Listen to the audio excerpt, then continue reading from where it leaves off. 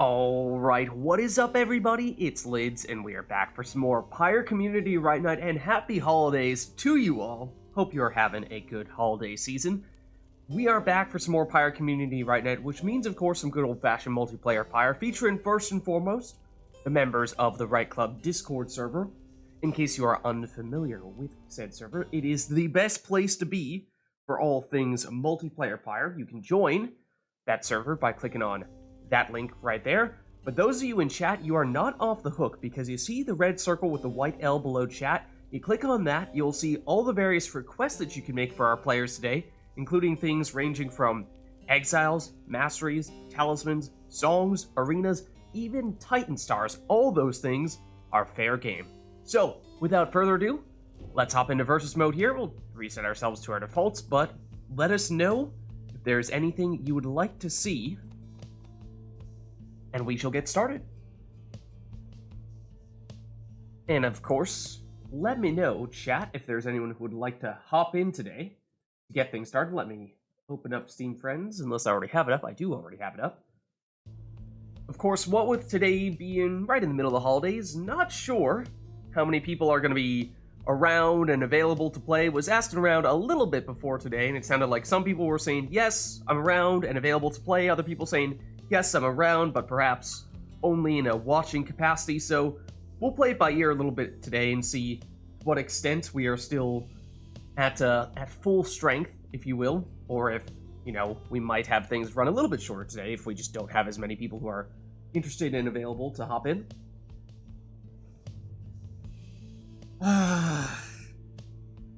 Oh, Amanda.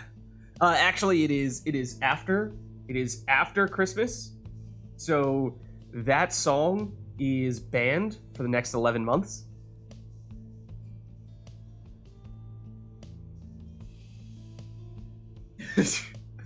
Oh, goodness. It's too late. It's too late. Your time has come and gone.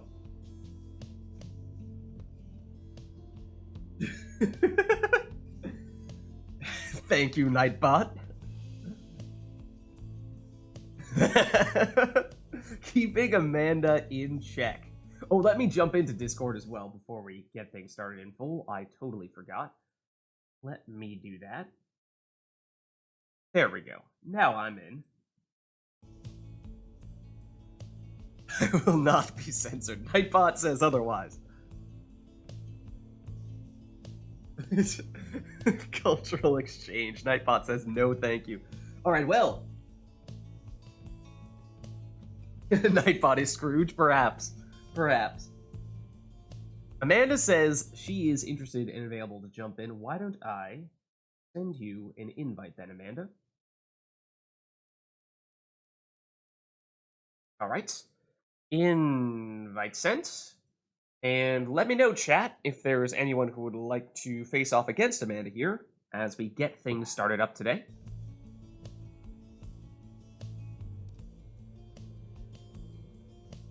Full disclosure, I do have additional folks around here, including an additional dog, so things may be a little bit louder. You may occasionally hear dogs burst out in fits of barking every now and again.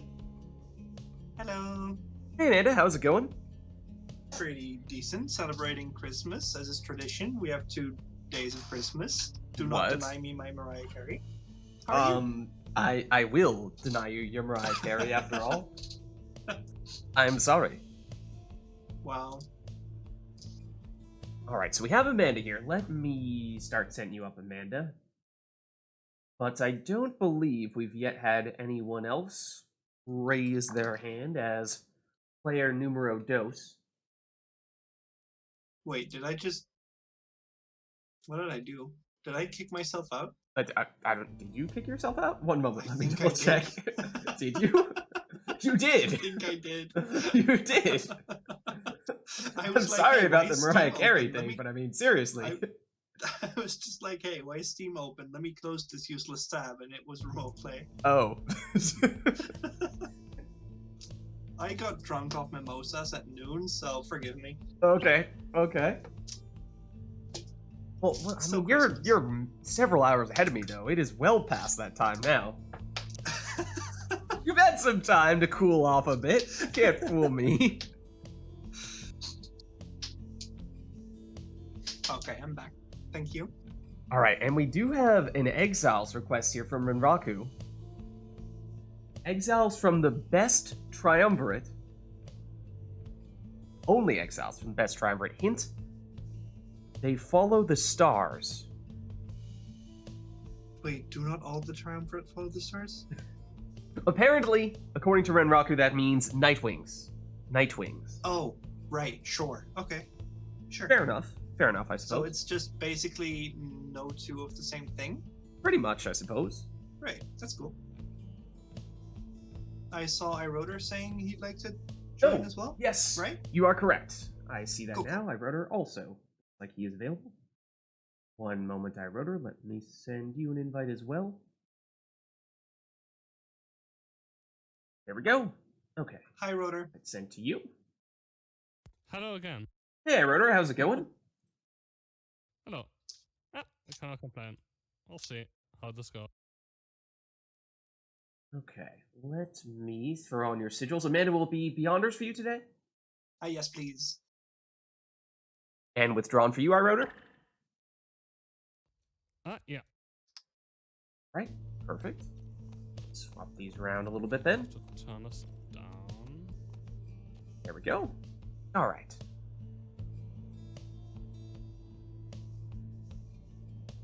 And Brawlenbert says we should be at the Isle of Kalamer. Okay, starting things off in style with both an Exiles request and an Arena request. Yeah, just to confirm, you guys are Amanda's player 1 and iRotor's player 2, is that correct? No, I'm player 2. Oh, that's odd. Okay. No, Lit just has this controller. So Oh, hold on, that may be correct. All right, I have unplugged said controller. Let's give Pyre a second here, and then... Try it again, Amanda? Yeah, now let's see. Nope. Still player 2. You have to put one What? as controller 2 and one as controller 1. Yeah, let I'm me controller 3, just do so- a little bit of remote play finagling here. Okay, at least according to remote play, Amanda is now player 1 and iRotor is now player 2. As for whether Pyre agrees with remote play, that is perhaps another question.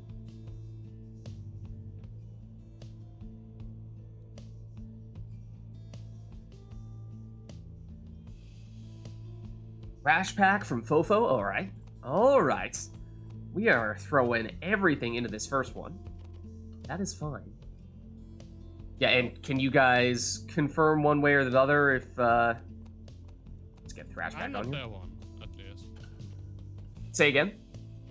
I'm not player 1, and Amanda's probably... Yeah, I'm player 1. Okay, so it did Yeah. work. Or at least appears to have worked. It seems so. We'll see if the remote play gods are smiling upon us today. Uh-huh, I hope so. Talisman request from Minor as well. We quite literally might have everything Oh. for this one. Oh no. Minor says if we have only Nightwings, we might as well have legendary only talismans. Okay. Okay, we'll see how that influences which exiles people choose to take. So with that, I think we have just about everything locked in. We have Nightwings for exiles, legendary talismans, Isle of Kalamer, Thrash Pack. Am I missing anything? You guys have gone crazy on this first one. No such So thing if as a you warm say up. Nightwings, does that mean anyone who's part of the group that has Nightwings in the name? Oh, Amanda, looking for the way out of this? Looking for the exceptions to the rule? I think perhaps Amanda's getting at, do true Nightwings qualify? Give me Orlac. Does Let's go. Orlac and Gareth count? Just kidding. Alright, I'm good to alright. start. Let's begin.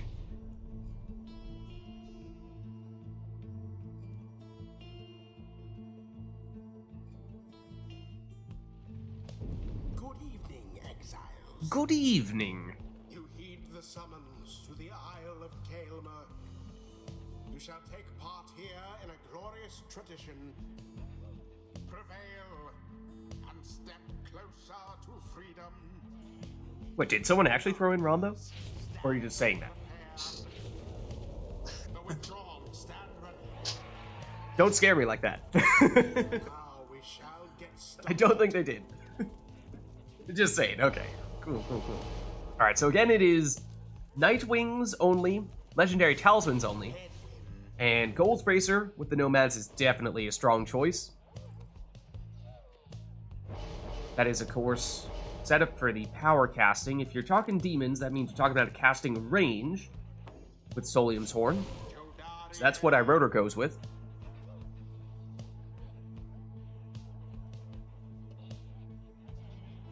Okay.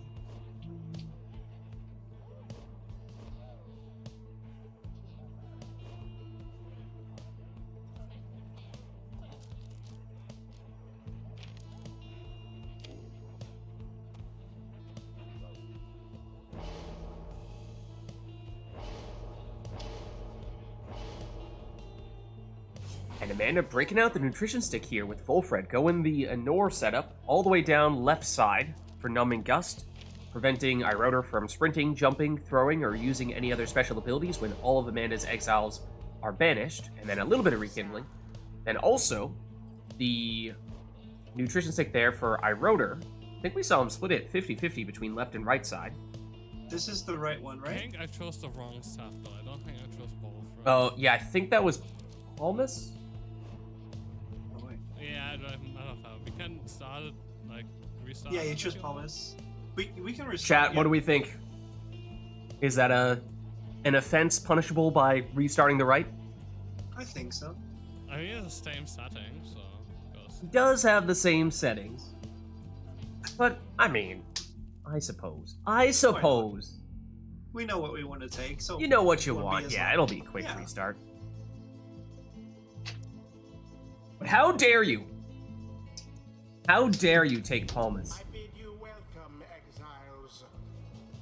Welcome to the Isle of Kael'mar. Oh, there's like mural art of the imps there in the back. That's fun. Is there really? Yeah, there is. It's like cave painting So style. there's the huge, freaky, smiley imp right there. Yeah. No, in the way in the background, very small, like an orange ledge. Who shall conduct this? Was it Heathlock's influence? Ooh, I don't know about that. I don't know about that. Alright, so we'll see if... Yeah, we'll have to spell Iroder with a Y for Eastlock. We'll see if both players choose the same setups they took last time. We did see Amanda stick with the power casting headwind, and now looks like we'll also see a Solium's Horn, Joe Dariel, for Iroder.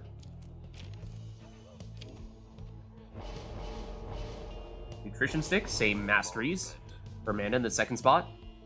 Now we saw Iroder go with Palmas last time, but remember, if you're going with the sap, and it has to be Volfred. Now you're just messing with our heads. But yeah, it is a 50-50 split there between left and right side. Tend not to see that very often. Usually Iroder is going all the way down on the right side for the full rekindling, but not this time.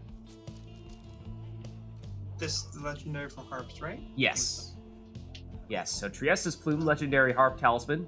If you are flying, when you plunge into the Pyre, then you get an additional 5 damage, and you have a 50% chance of coming back in the next round, sort of like a 50% chance of proccing Prayer Beads.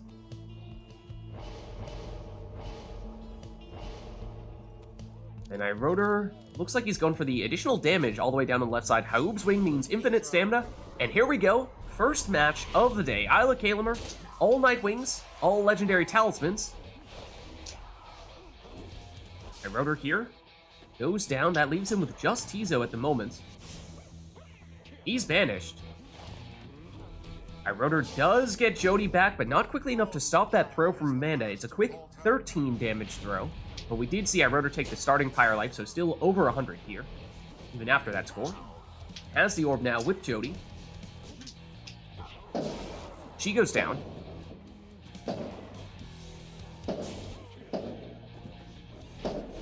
I don't know if you can hear that, but that's Yeah, fireworks. I hope that everyone is okay, because it does somewhat It's sound like fireworks. someone is being shot at the moment. Yeah, no. All good. Out to the flame. It's okay, Amanda has her Kevlar vest on.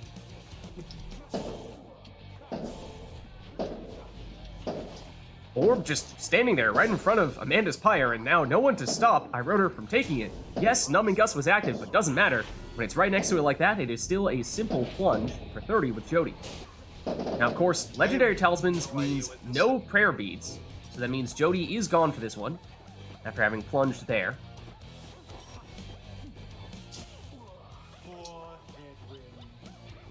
Ametha here tries switching in, but sacrifices her teammate, and now here's Iroder on the counter, and as we were saying, it did take the additional damage on Tizo there, so 25, not the usual 15 that time round.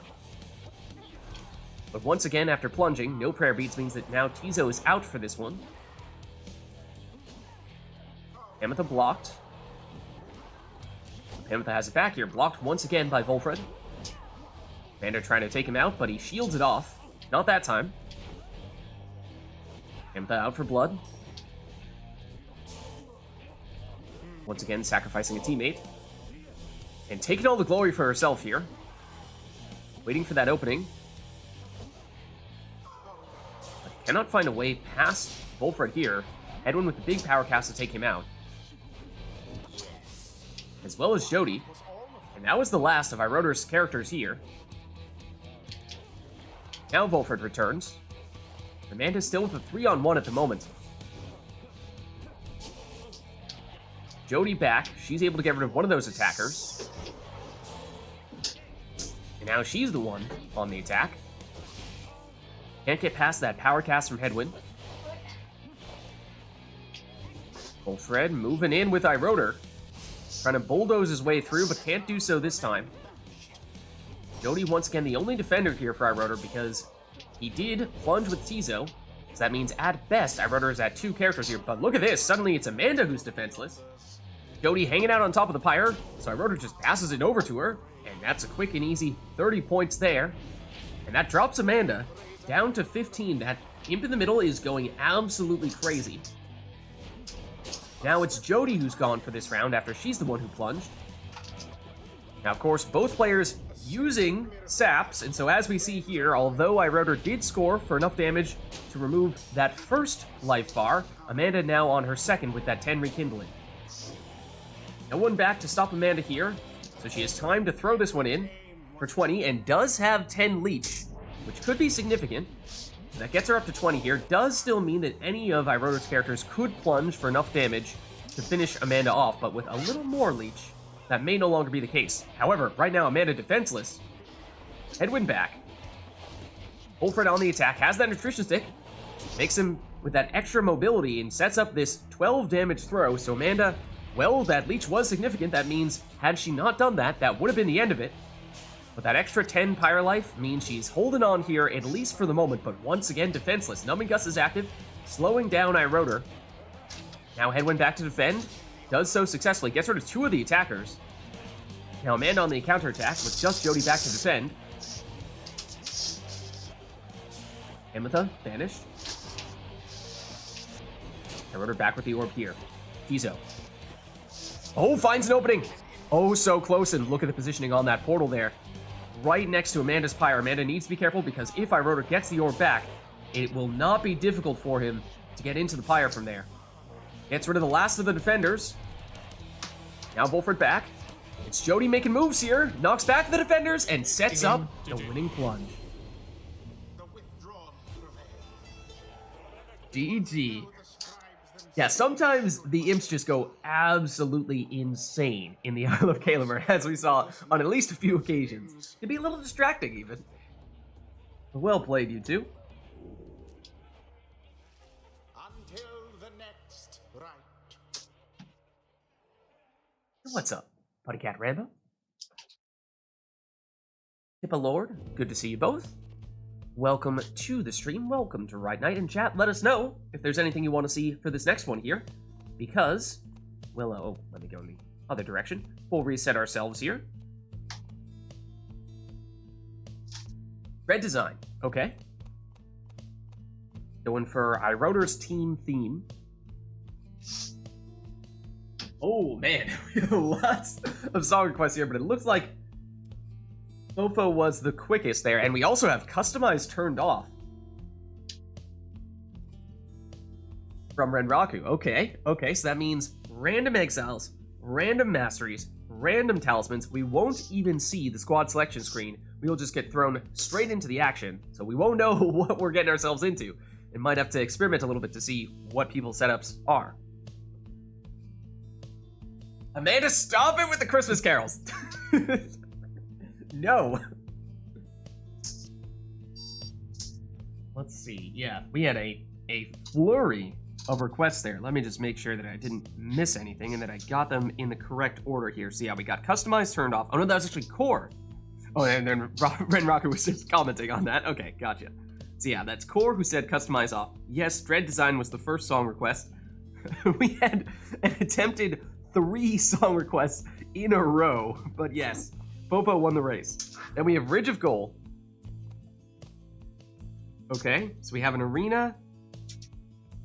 We have Amanda's totally phony song request, and then another one from Renraku. Okay, we're gonna need to keep track of the songs at this point. Let's see. So next one, let me just double check. After we're done with this, whose request is In the next? Blood by iRotor, I think. Yeah. Okay. So iRotor, just remind me when we're done with this one. Okay. All right. So I think in that case we are good to go here because of course turn and customize off covers just about everything. So brace yourselves for a little bit of chaos.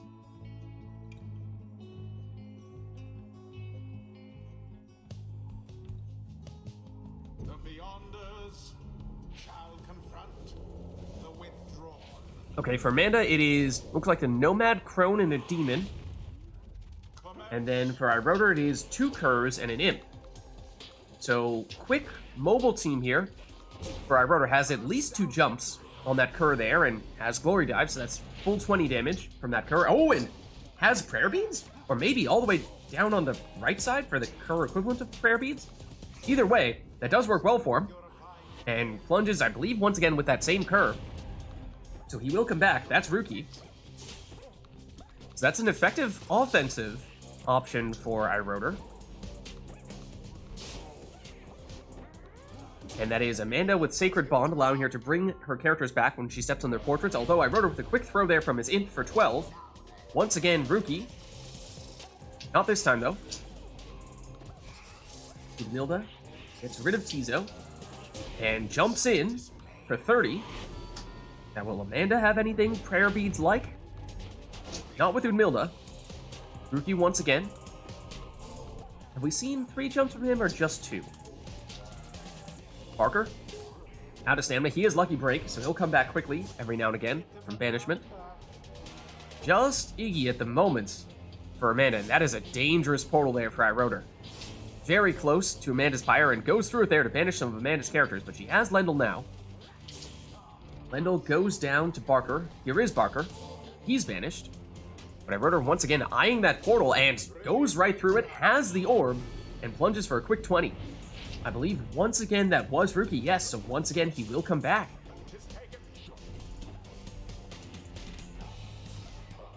Ruki again. Looks like he has just 2 jumps, not the full 3.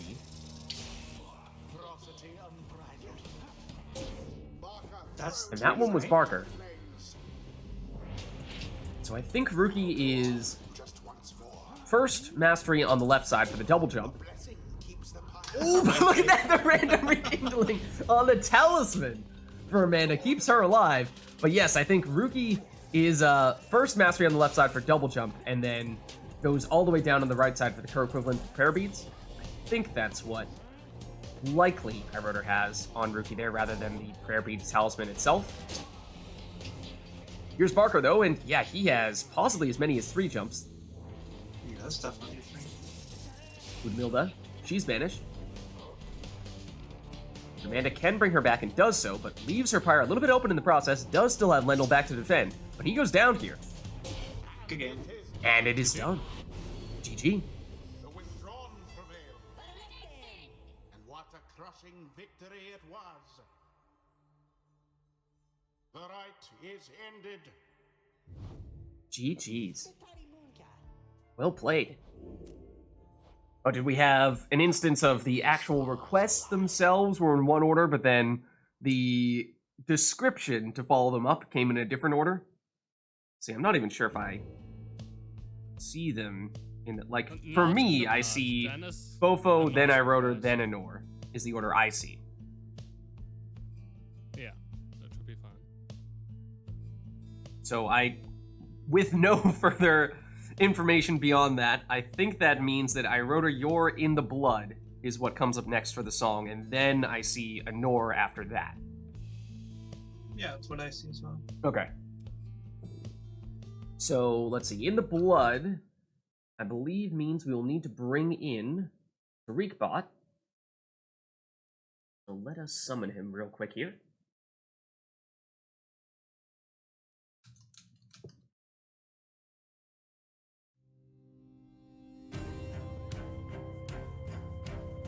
Alright.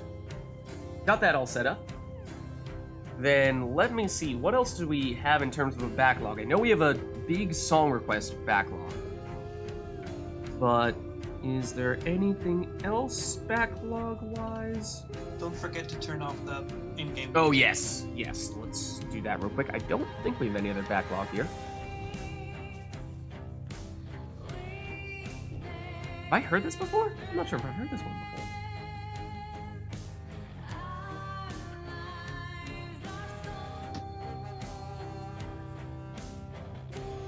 Oh yeah, turn customize back on. Well, you don't want to have customize turned off the rest of the night? Why not? It's fun. Alright, well, I think at the moment we just have that song request, so let us know, chat, if there's anything else you want to see. Otherwise, we'll just have these two take whatever they want to take. Yeah, but this one's Fair. I'm sorry, Iroder, your song is louder than you right now. I can't hear you over the song you've requested. That's fine. Alright, I'll turn your Discord volume up a bit. There we go. You may now blow our ears off next time you speak, but you know, we'll hear you over the song, so maybe it's worth it. Seems like that's gonna be it, though. Seems like it is just the song. So, in that case, let's get started.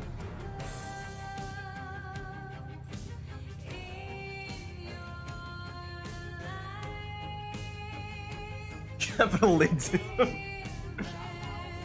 I see what you did there. Alright, it is Ernesto Triesta. No requests with regard to your team composition. You are free to take whatever you'd like.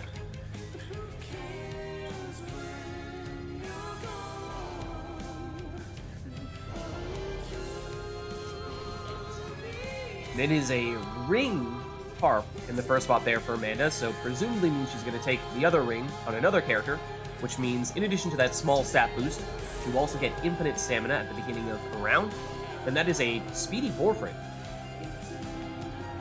I forget, Iroder, was it last week that you got customized off speedy Crone and you were saying, hold on, there's something to this?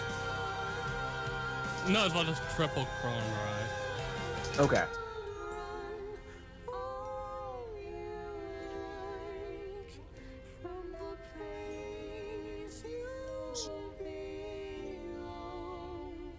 I may have turned Iroder up too much as well. I don't know. Did Iroder blow people's eardrums out when he was talking there? Or is that fine?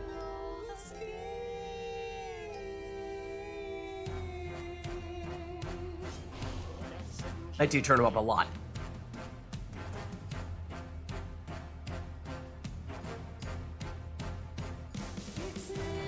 Nor says fine? Alright. We've been warned. Iroder, just please don't shout. You might deafen us all. Alright, that is a speedy throwing Vids Palette with the Celestial Spike. What was once referred to as the Meta Demon. Is this a bit better? I think that's sound fine to me there.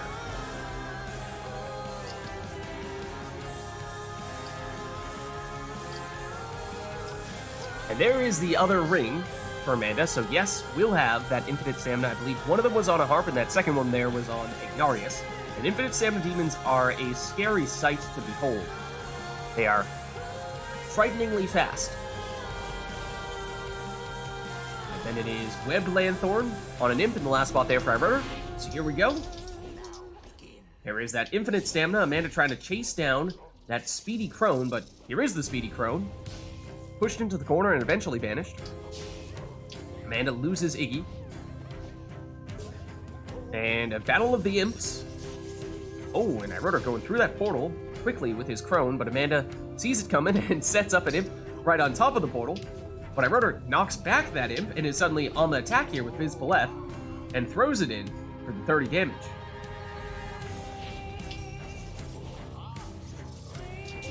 I wrote her with a quick follow-up here, plunging for 30 with that speedy crone.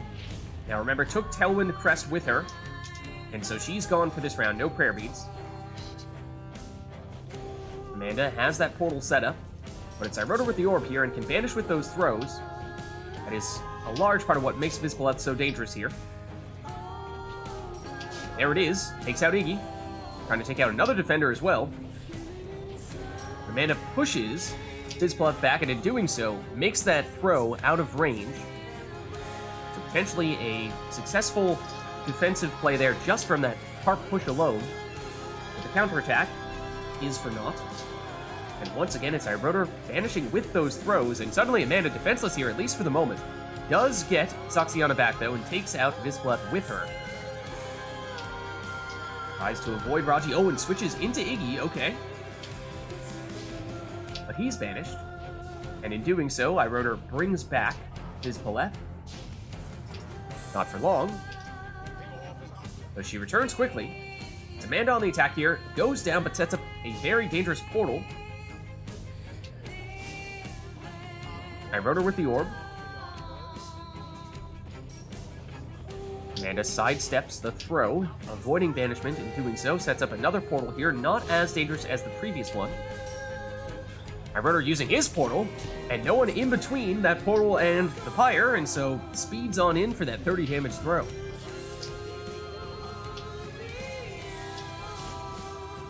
Warfrit somehow ends up with the orb there. And eyeing the Pyre, nearly makes it in, but knocked back. Gets rid of Iggy. Gets the orb back, gets rid of the harp, and speeds in. Good game. Okay. For the winning plunge. I didn't expect you to be so strong in that first orb race. Well,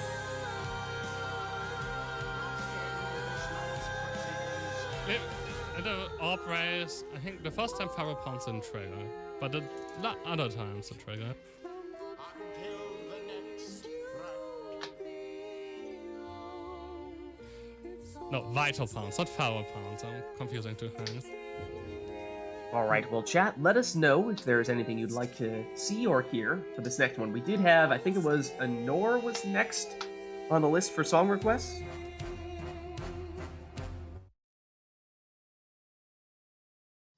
Oh, and we have the boat. Okay, we have an arena. We also have an arena. Yeah, We have Anor. another Tariq bot request. Night Howler's acoustic. Night Howler's acoustic? Okay, that was Anor's request. Yes. Okay, let's do that then. Let's see. Oh, the acoustic version is going to be White Loot, right? I'm not sure if TariqBot's going to be smart enough, but we can try. We can try.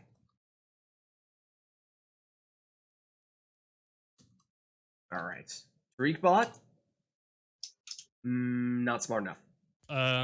White, no, maybe like acoustic. I think is necessary if you do night White Loot. Yeah. Is or is not necessary? I did say acoustic, but Is not it's not necessary because Okay. White Loot are only acoustic. Still no. Okay. What do we think about a non-acoustic version? Will that suffice? I Sure. don't. Okay. I'm not actually sure if I had Night Howlers in the. Yeah, I don't remember. Liz. We have it in. Don't think so. But I imagine TreatBot can at least do the basic Night Howlers. If I spell it correctly, that is. That would also help. There we go. Okay, so we have that. In the meantime, we have turned Customize back off, it seems. Let me catch up, see if I missed anything else as I was head down looking at that stuff. Let's see. So we have the boat. And yes, customize off. Okay, so that covers just about everything. I mean, yeah, talking about maximum chaos, boat plus customize turned off is a pretty big deal. So once again means totally randomized teams. We will see how these two fare with those teams on what is probably the most chaotic of maps. All right, let's do it.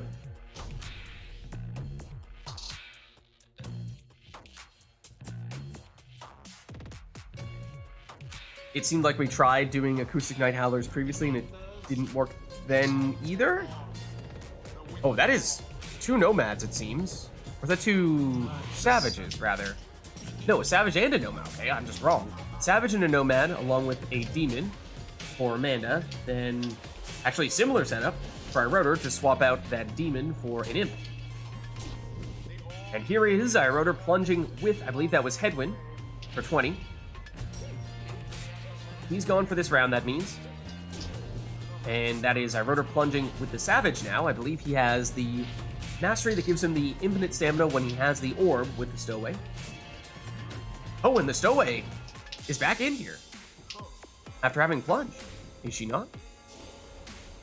So I suppose that was prayer beads then on her. It has to be. Wow. Has to have been. Couldn't have been anything else unless she snuck in a throw, but I don't think it was a throw. I'm pretty sure that was plunge. Speaking of throws, there's a quick one from Amanda for 8. Headwind. Oh, and there's Titan Tooth on Amanda's Stowaway, it seems. Is not a bad combo. And that is twice in a row now. Amanda has been banished by the shoulder smash on Iroder's Headwind, who is plunging here for 20, and yet it is Amanda stunning Iroder in those situations with the Titan Tooth. And yes, it does seem as though Headwind also has Leech. He's all the way down on the left side, that means. And Iroder had Prayer Beads on the Stowaway, not on Headwind. So that means Iroder is down 1 exile here. Sets up a dangerous portal there, though, and goes through it, setting up this 20 damage plunge with his Prayer Beads character. That means he's still at full strength here. Yeah, there you can see it. The quick cooldown, and the Stowaway is back. That is absolutely Prayer Beads. Here she is. Not this time, though. Now Amanda's Stowaway. She's not quick enough. Stowaway goes down, and Iroder with Headwind. Amanda. Oh, and Bright Wisp on Headwind automatically passes it to one of Iroder's teammates, but Amanda, no one to stop her here, throws it in for 20. And unlike Iroder's Nomad, does not appear as though Amanda's has Leech. And no Savage Salute there, so unable to teleport to the orb. Both players still experimenting a bit with their setups. There's the Bright Wisp again, automatically passing the orb whenever Headwind gets banished.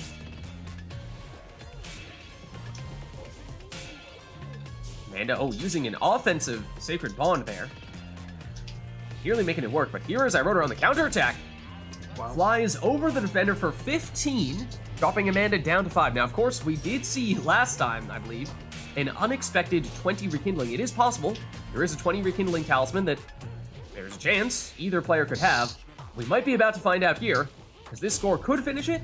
Good game. And it will. GG. I think did my prayer beads? Yeah, you had prayer beads Yeah, on you your definitely Stowaway. had prayer beads on the Stowaway. Yeah. Absolutely. You had Bright Wisp on Headwind. I don't know what you had on your imp. I don't think I've ever seen the computer give someone prayer beads. It happens so rarely, I feel. What was it? A few weeks ago, we had some crazy optimized setup where I think someone got prayer beads on a natural score. And earlier, we saw Iroder prayer technically... beads on the harp? Might have been. Maybe, I'm not sure. Earlier, we saw Iroder didn't have prayer beads per se, but had the prayer beads mastery. Let's. Yeah? We have 21 viewers. It's the holidays, man. You gotta celebrate.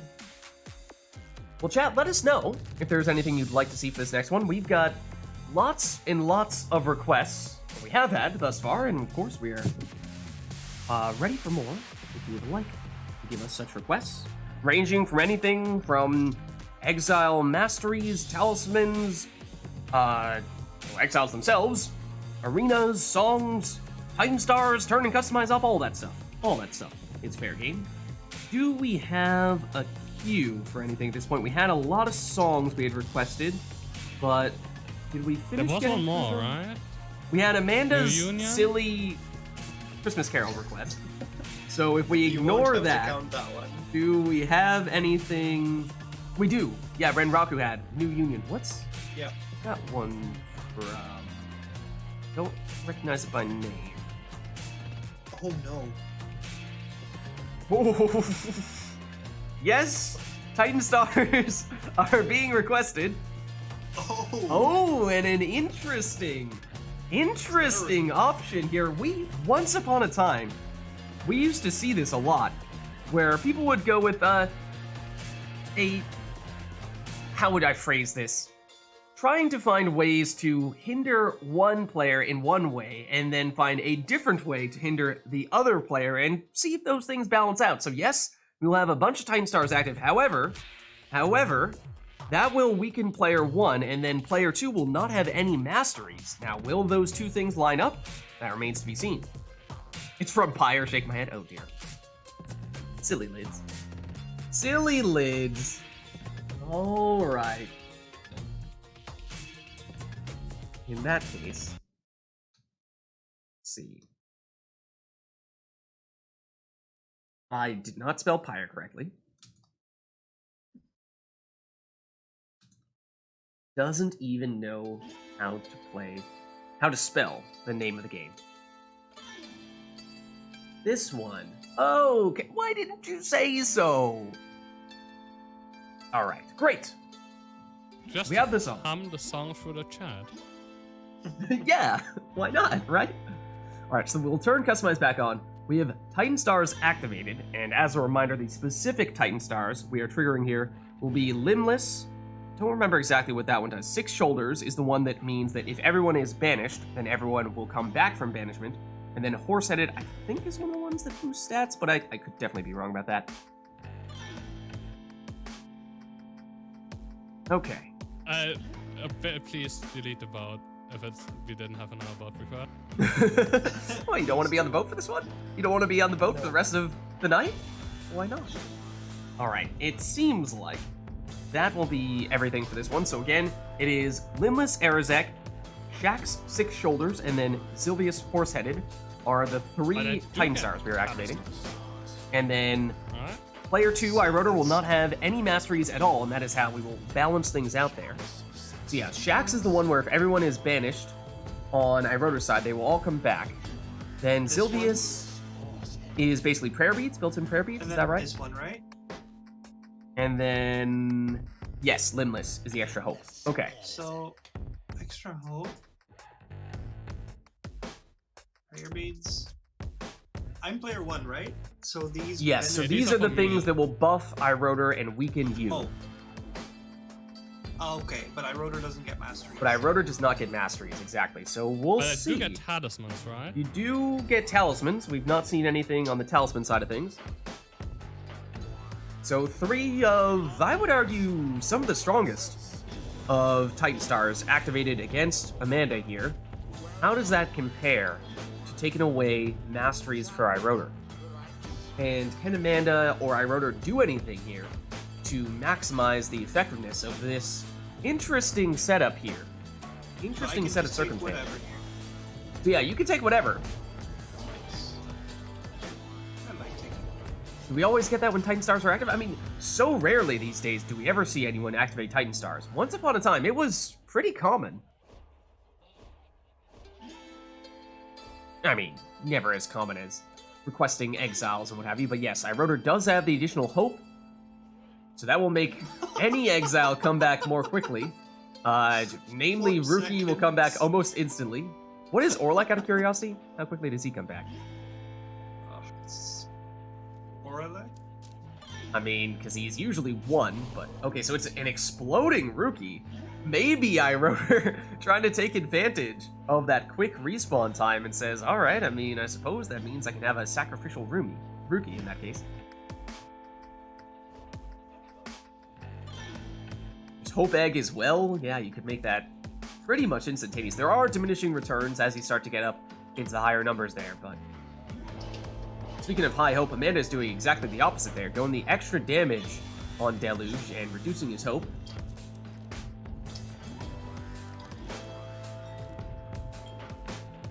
But maybe decided would prefer to have different masteries there. Goes down for C's chance if she banishes someone recently, then she can plunge for an extra 10 damage there. So that's actually going to be a pretty offensive Lady River there, capable of scoring for a whole lot. And that is a speedy prone there in the second spot there for iRotor. Last one for Amanda.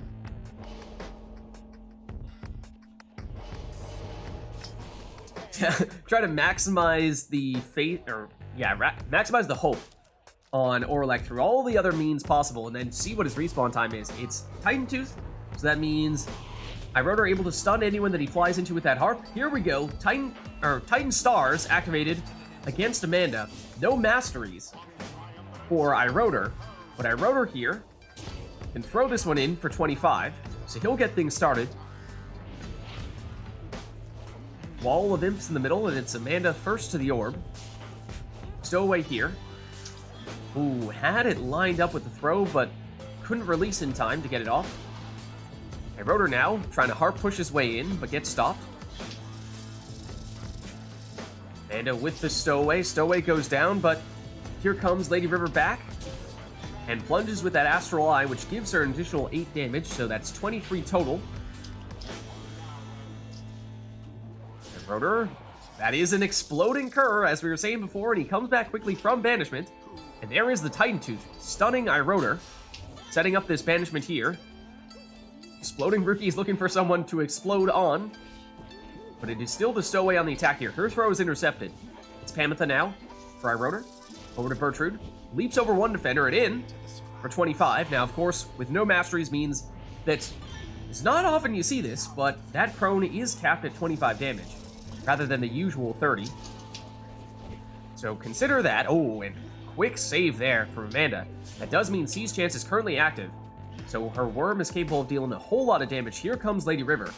But it's a two-pronged attack. One side always a ping-pong, pinball-style throw from the Stowaway. It does not make it in, though. Lady River, C's chance currently active, but she goes down, so will not get the chance to seize on that opportunity for the extra damage. Rookie explodes on 2 defenders there. Lady River down as well. That means no one back to defend at the moment, so time for iRotor to throw this one in for 25. And that drops Amanda down to 25. So that means one more of those. That'd be all that iRotor needs here. Here comes Bertrude. Banished there from Amanda, but is now Rookie on the attack. He explodes on all of Amanda's characters, but that brings back Lady River, and she had C's chance active, so that is a 33 damage plunge there. So Amanda's certainly not done yet. Yet it is still just a 1-score game if iRotor is to score with Bertrude specifically. No one else that he has is capable of finishing this with 1 score. So here is Bertrude, by far his most dangerous exile. We'll see if Amanda does anything in particular to try to lock Bertrude down. Oh, and Amanda ever so close to the Pyre that time. Stowaway, her throw is intercepted. Amanda with no one back to defend at the moment. So iRotor with time to throw this one in for 20. It's not enough to finish the job, but it does get Amanda down to just 5 Pyre life. And now surely any score would do the trick. That's Titan Tooth stunning iRotor, giving Amanda a little bit of time here. Can she find a way to seize on that opportunity with everyone stunned? But no, she could not. Now it's iRotor with Rookie. Now remember, anyone can score for iRotor, and it would be enough. Explodes, getting rid of 1 defender, but here is an opportunity. Lady River, oh, her throw is wide. But iRotor with a counterattack with Bertrude, plunging for the win. Good game. That was close. It felt closer than it was. So in that case, it was the No Masteries team that proved victorious over the the Titan Stars activated against them team. So perhaps Titan Stars more powerful than no masteries? I don't know. I'm gonna request the same thing. This was fun. Okay. For the combination of both the Titan Stars and the no mastery. Masteries. If you want to Yep. keep it the same way, where, I mean, I suppose Yep, we'd have to I do. flip you guys from player 1 and player 2 if we were to switch roles. Okay, so that means we have Titan Stars are active, the Masteries have been selected. Is there anything else we would like for this next one? We still could have Exiles, we could still have Arena. I believe we are now done with song requests. I don't think we have any at the moment, Zenor, so if you would like to do any, you are welcome to do so.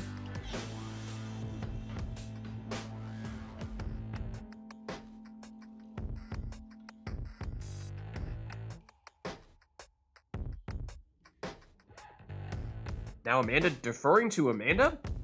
For a song For what? request, I suppose? I don't know. Am I the authority? Apparently you are. No, there's. Oh, you mean my Christmas songs? No, there's no requests.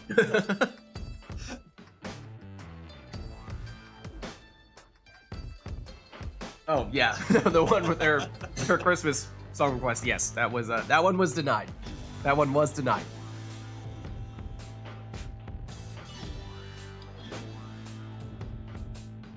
Okay, so Nora is going for a request here of some variety. Impossible. It's been a while. Once upon a time, that was one of our preferred song requests. Because, well, whenever we had those all imp setups, it was very common that was people's puntastic choice. But it just fell off for whatever reason. I love the hummed version of that as well.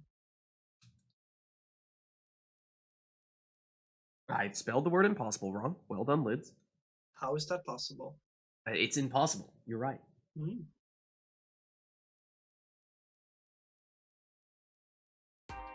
There we go. Okay. That's all set. And I think we are all set. So once again, Titan Stars will be active, and you want specifically those same Titan Stars, Amanda?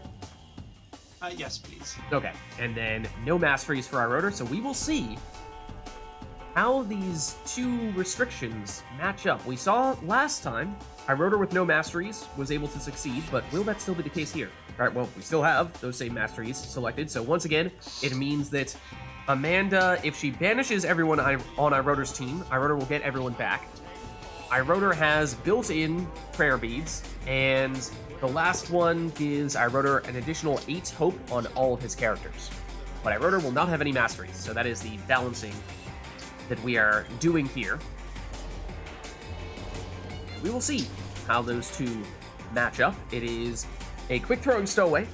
The first spot there for Amanda. Oh, right, no. It was like your team has extra health from the previous thing, but no, that's just because Titan Stars. Never mind.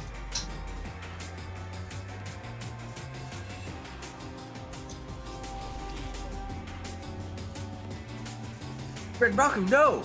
It's so good. It is. It is so good. It is probably still my favorite game by Supergiant. Yeah. It was actually my first. I played it before I played Bastion, so maybe in some ways that has influenced my opinion, but it is an amazing game.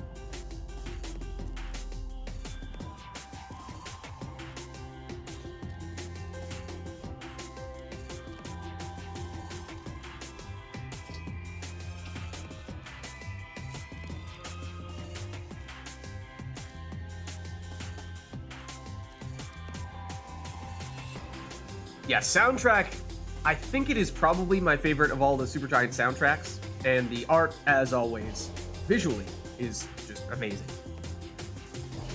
Also has, I won't go into that much detail here to avoid spoilers, but has one of my, if not my very favorite, boss experiences ever in gaming. Just the overall experience. It's just absolutely phenomenal.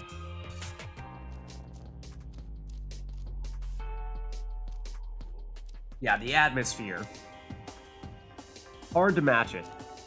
We saw last time, Iroder went with an exploding Rookie. He's thinking about it here as well. This time goes with Barker instead, perhaps thematically a little more fitting.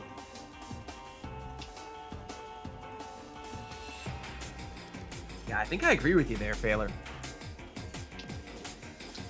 The atmosphere in Transistor is just, it's something else. Oh, and look at that, Amanda going with the Crone Salute means that she will be able to transform all of Iroder's characters into defenseless Howlers once during this rite, giving her what is more or less an automatic score. You don't get right.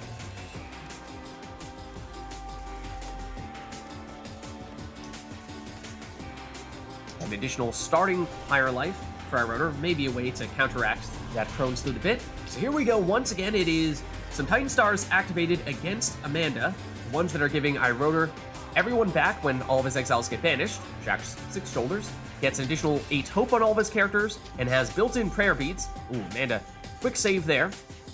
However, Iroder does not have any masteries. Amanda hopscotching around, but does eventually go down with the stowaway. Amanda tries to sneak in there with Bertrude, but unsuccessful. Iroder committing war crimes with that harp. Ooh, but Stubborn Flame Amanda took means that if Amanda is behind, then Iroder will deal 10 less damage anytime he scores. And so that was triggering there, and Iroder is still in the lead, which means Stubborn Flame is still active here. That could prove to slow Iroder down considerably. But it's Amanda on the attack here. Her throw is intercepted, but an opening for Vids. And there you see Stubborn Flame active once again. Rather than the usual 30 damage, it is just 20 from Vids for that reason. But does have built-in prayer beads, as we were saying, because of those Titan Stars. So that means Vids is still here for this round. And she's the one making that save. And it is just Vids at the moment. But remember, if everyone gets banished on Iroder's side, then everyone comes back. So Amanda does need to be careful if she does see that Iroder has only 1 exile remaining. Gotta resist that urge to try to banish them, otherwise it's gonna backfire big time. Here is Vids. She goes down. Amanda with Udmilda. Speeds past one defender, tries to jump in, but gets blocked by Barker. Here is Vids once again, or at least for a moment she was the only one of Iroder's characters, but does get Barker back now. There is an unblockable throw from Amanda for a quick 10 damage. But it does mean that Iroder is still in the lead, so it does mean that Stubborn Flame is still active, even after this throw from Amanda. And in some ways, this is what Amanda wants to do, is be very close to Iroder, but keep Iroder in the lead. Well, Amanda will now take the lead, and in doing so means that Stubborn Flame is no longer active. So that means Iroder back to full strength whenever he is to score here. And here comes Vids. And there is the full 30 damage. So what I was going to say was that Amanda could try to deliberately stay just behind Iroder to keep that Stubborn Flame active, and then at the last minute make a winning score to leapfrog over him. But scores here and ties things up at 40 apiece, which means Stubborn Flame is not active. So Iroder is at full damage, but will still need 2 scores from any of his characters. Orb inadvertently hits Iroder's Pyre, bouncing it back out, and Amanda picks it up and throws it in for 20. Now that does mean that 1 score for Amanda would be all she needs here. Oh, and there is that Crone Salute, turning all of Iroder's characters into defenseless Howlers. So this is the moment she was waiting for, and plunges for the win. Good game.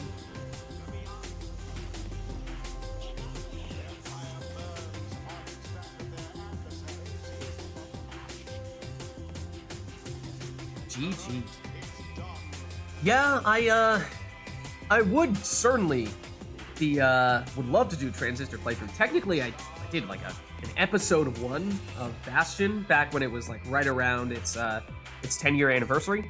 So when it comes to sort of lining up all the various Supergiant games, obviously I've done Pyre. I have completed numerous playthroughs, or numerous runs of Hades successfully, although I technically don't think I've done enough to get the quote-unquote true ending just yet. I'm like 1 or 2 runs away, so that's technically probably still at the top of the list of priorities for Supergiant Games, and then, as I said, have done precisely 1 episode of Bastion. So would probably be looking to finish either of those before starting up any Transistor playthrough, but if I had all the time in the world to do so, then I would love to do it. Oh man, that rotor has me covered. Stopping the song, the perfect time. Thank you. All right, well, let us know, chat, if there is anything you'd like to hear for this next one. Otherwise, we'll turn back on our in-game music. And let us know if there's anything you'd like to see for this next one. We, of course, have been doing a lot of Titan Stars as of late. It is up to you if there's anything you'd like to see or hear for this next one. We are happy to make it happen. Otherwise, we'll just have these two take whatever they want to take.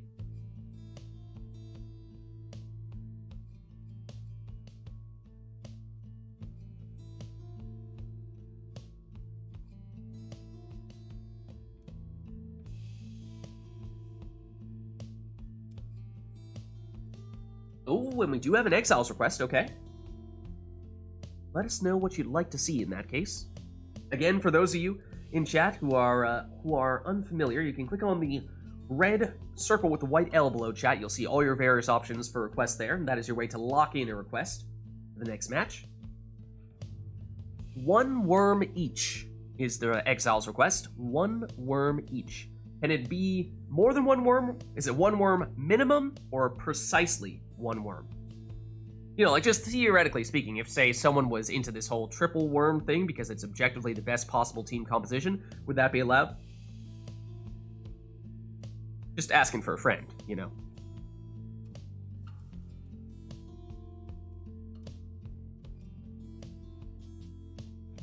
Minimum of 1 worm. You can have more if you would like. Okay, thank you for clarifying.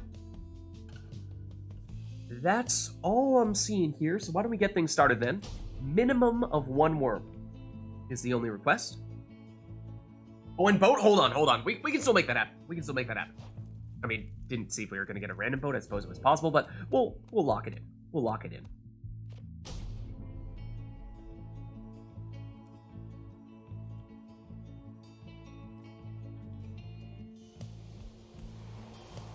The Beyonders shall confront the withdrawn. Welcome. All right, so minimum of 1 worm. Everything else is up to you. The rites. We shall see what our players opt for here. Now, when it comes to the boat black magic, generally speaking, the exiles that are most significantly affected, at least in a positive way, tend to be the demons. They, in some cases, get a second, if not even third, additional jump when they are leaping over those puddles. And at times that means you can jump the entire length of the arena. Occasionally, even if you line it up correctly, a full range of the arena dunk, which is, of course, A plus S material, really. We'll see if either player can make that happen. We have an exploding Gilnan on iRotor's side. Now, that is objectively the incorrect exploding worm, so I am highly disappointed. Please go back to the books, study it up, because as you can see here, Amanda has the right idea. If you're doing an exploding worm, it's gotta be Deluge. Take notes, chat. Take notes.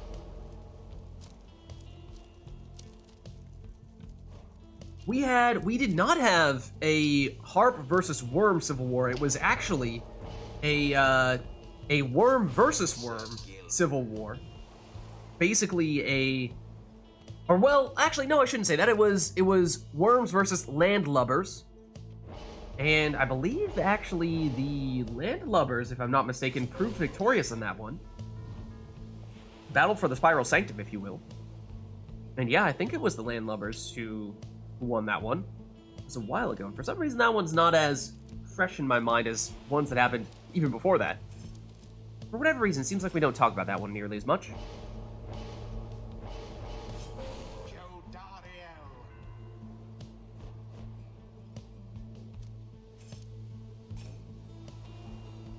So it was, I believe that was a Jody.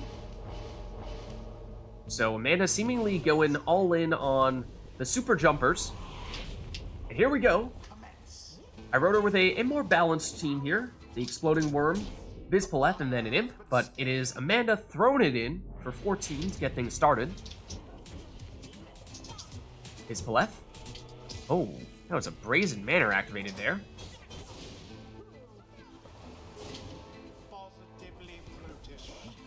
I believe it was Amanda trying to set that up. Of course, that would be the ultimate setup. If one were to Brazen Manor and then proceed to jump the entire length of the arena directly into the opposing Pyre, that would just be amazing. We'll see if it happens. That is the dream. Amanda does set up Brazen Manor here, but it is I wrote her with the orb.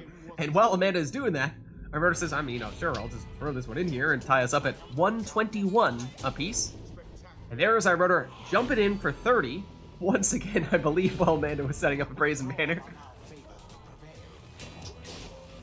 I wrote her explodes there. And I wrote her after having plunged with Bizpaleth without Prayer Bees is at a maximum at 2 characters here. So we'll need to be a little bit careful in that sense. But here is Gilman for Amanda.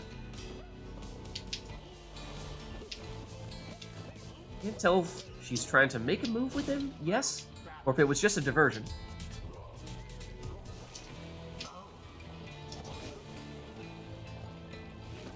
Amanda back with the orb here.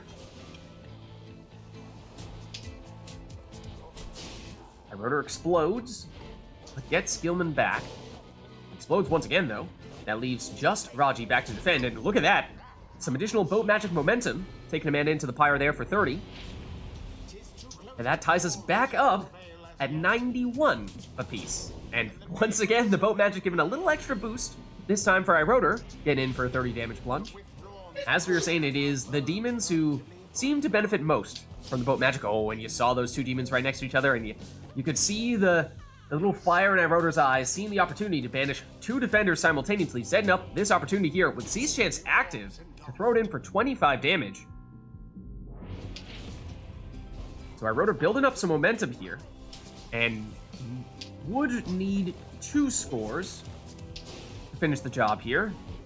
Unless I wrote her is holding on to a Brazen Manor, but I don't believe he is. This is purely Amanda we've seen setting that up. But I wrote her plunges for 30 once again. And that drops Amanda down to 6, and that means that yes, any exile on I wrote her's team is capable of finishing it, and there it is. Sadness. GG. Their adversaries must be crying tears of shame. We are, like, unexpectedly rather many today, so I'll offer my spot if anyone wants to play. All right, if anyone would like to jump in, it sounds like I wrote her is willing and able to swap out. So let us know, chat, if there's anyone who'd like to hop in, get in on the action. And Or says she's up. Nice. And Okay. Amanda, just to check in on you, are you good to stick around? You want to swap out as well? How are you feeling? Yeah, I'm very good to stick around. I'm down to play for a while, but I'll swap out later after a bit with Nor if anyone wants my spot. All right. In that case, thanks for stopping by, I wrote her. We will we'll make that Yeah, switch now, I thanks for the suppose. right. Happy holidays. I'll watch. And we do have a request here. Let me just get a Nor in first, and then we can talk more about that. All right. Invite sent to Anor here. Let me set her up on stream as well. And Anor, will it be Nightwings for you today? Yes. Yes? Okay. I'm gonna feel like, generally speaking, my Discord volume has not been high. Oh, but I already have Anor maxed out. What? Yeah, What? Same. Okay. Yeah, my mic is pretty quiet. Ah, okay. Also, No I don't have worries. controls again. Maybe I'll turn down TariqBot next time we have him in, because it seems like I might have. I think over time we just gradually made TariqBot louder and louder. Each coming week, it's like, what if we just make the song a little bit louder, and then eventually it's like, okay, well now we can't hear anyone because TariqBot is just taking over the show. But anyways, we do have a request here. So that is for all harps. All harps. Let's see, and let me actually switch you here as well, Anor.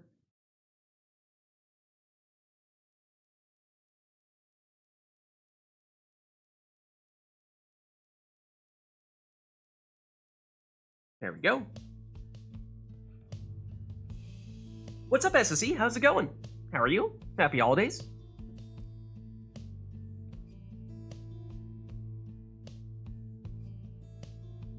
Yeah, and let's just double check. I imagine in Or we have the right controls for you, but just to be certain.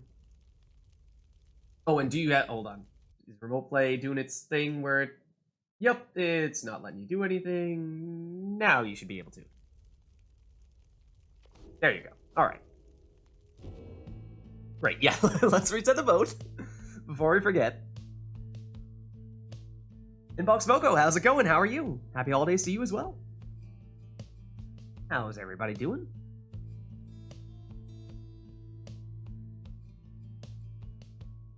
Alright, so not seeing much in the way of requests here, so maybe, I mean, we did not give the initial Amanda slash Iroder right. We did not give either player the opportunity to warm up. We just went straight into giving them a whole bunch of requests. Maybe this time, you know, like 10 rights in, we'll give Amanda the chance to warm up here, and Honor with her first opportunity, but we'll give her the chance to warm up, you know?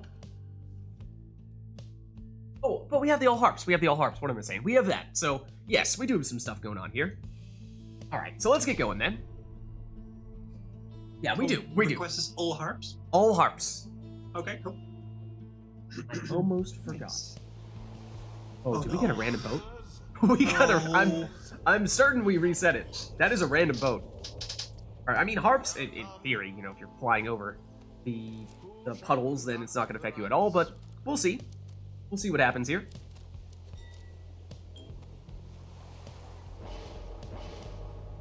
Yeah, I remember. Nora reset it, so it is definitely random. Alright, so that is an offensive Pamitha there for Amanda, going with the additional damage at the cost of reduced hope. And of course, it is a question of masteries and talismans here. What do players choose to differentiate their teams because they have the same exiles? And also, what order do they choose to take their harps in? Because I think that says a lot about our players here, you know? Do you lead off with Pamitha or Tamitha? That speaks volumes, if you ask me. Iroder adds Grand Ceremony to the queue. Okay, Iroder, just remind me when we are starting up the next, right?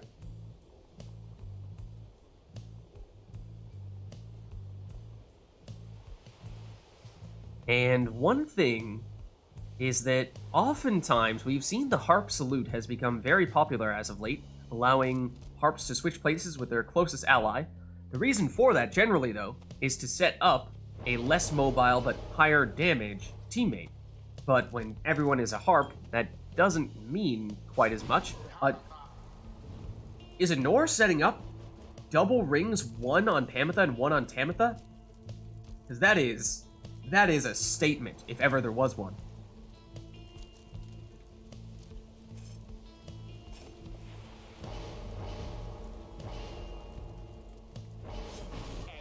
Now, Amanda going with the... Is that the 20 rekindling there? Yeah, that was 2 rings from Honor. Was that Pamitha and Tamitha we just saw? Paired up with the rings? It means infinite stamina for them at the beginning of the round, of course. Honor? I don't know. That raises a whole lot of questions there. Then it is... This is fine. It's a Titan Tooth Tamitha there for Amanda. That means anyone that she flies into will get stunned.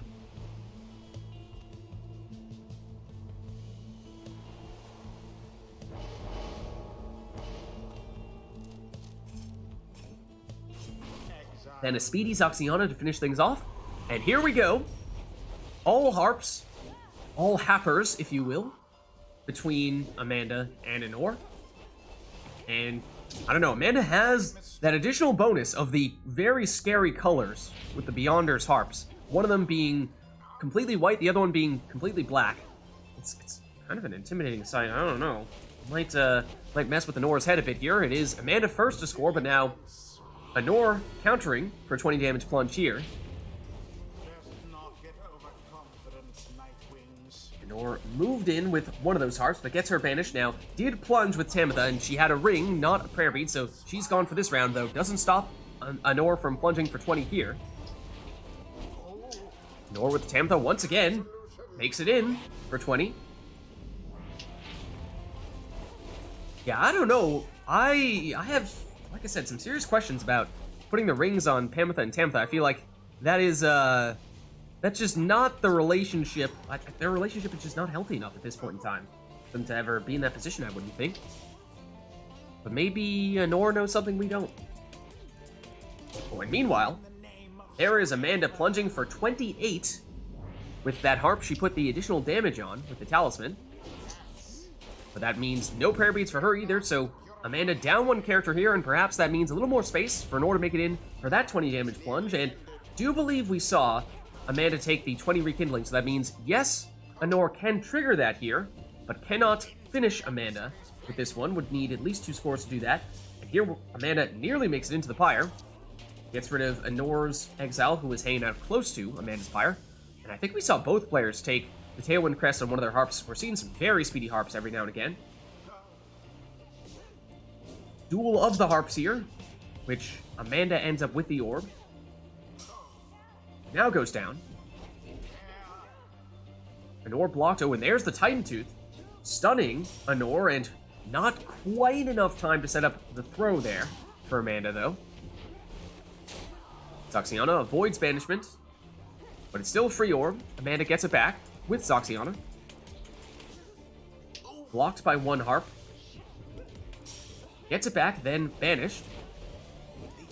Now Anor flies over. Oh, that's gotta be the speedy harp. Look at that speed right there. Straight into the Pyre for 20. And as we said, 20 rekindling means that now the next score, if it is full damage, would finish the job for Anor, but Amanda able to block that one. And oh, Anor got cornered there, but ended up with the orb nonetheless. Now gets banished. Now it's Amanda on the attack, trying to speed past that defender. And oh, Titan Tooth stuns Anor once again, at least giving her the chance to get the orb back, and slides under the defender there for a sneaky 20 damage plunge. But I believe that was her Titan Tooth harp, so that means she's not in for this round. So now it's Amanda down to just 2 characters here. But Pamitha is blocked, now banished. And everyone down here for Amanda. Opportunity for Anor, and she takes it. GG. Such a well-conducted victory it was. Thus end this night's proceedings. Alright, let's head on back and chat. Let us know if there's anything you would like to see or hear for this next one. I wrote her you had Grand Ceremony queued up, right?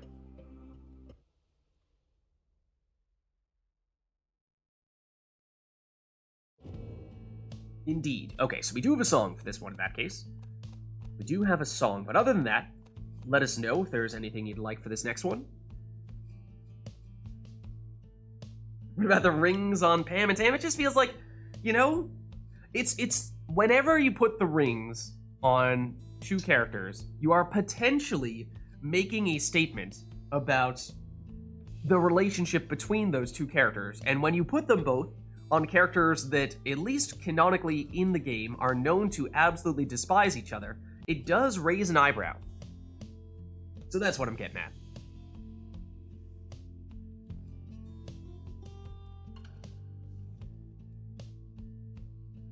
They're supposed to have something matching because they're sisters?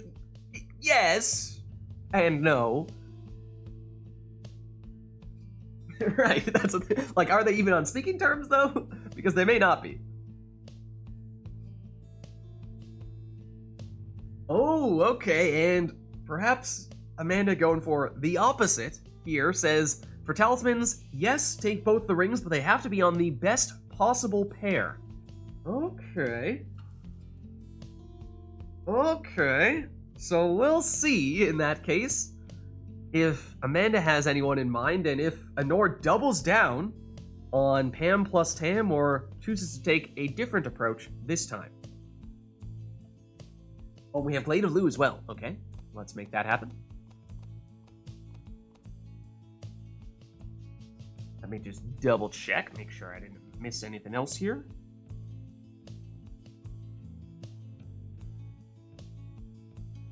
We've got the Grand Ceremony, we've got the Glade of Lou. We have the rings. All right, that looks like it. Let's get started. So now you have our attention. Who deserves to be the 2 people paired up with the rings? You will be judged. You will be judged. Chat, let us know who you think is correct with their choice of who the best pairing would be.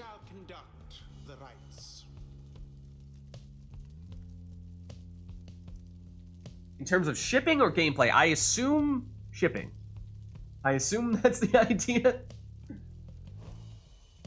And, either or, and then Amanda says yes. Okay, I think I know what's gonna happen here with Amanda. I think I see where this one's going. One ring goes on the stowaway for Amanda. Oh, are both players gonna do the same thing? Of course, Honor's picking second, so if she wanted to, she could just copy what Amanda's going for. Now, was this what Honor had in mind to begin with? We may never know.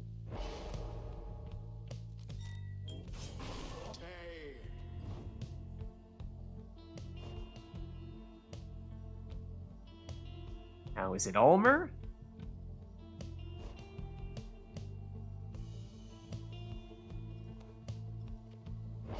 Or is it Messenger Imp? Unexpected curveball?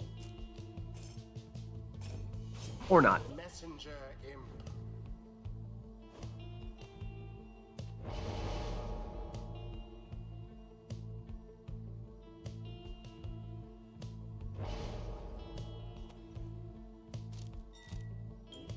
Okay, and yes, it will be Stowaway plus Almer for Honor. Oh, and look at this. Look at this! That seemed to be the direction that Amanda was going in as well, but instead opts for the Stowaway plus Tizo combo. So chat, let us know. What do you think? Stowaway plus Almer or Stowaway plus Tizo? Which one is correct? Both adorable pairings is the first ruling. I know it's a tough one. But you guys make the call, chat. What do you think? Is it too close to call? And then Honor maybe seeing that, Tizo is maybe the next best option. Perhaps considers putting him in as the third wheel for that reason. Tizo wholesome, Almer cute. No, chat. What's the answer, though? What's the answer?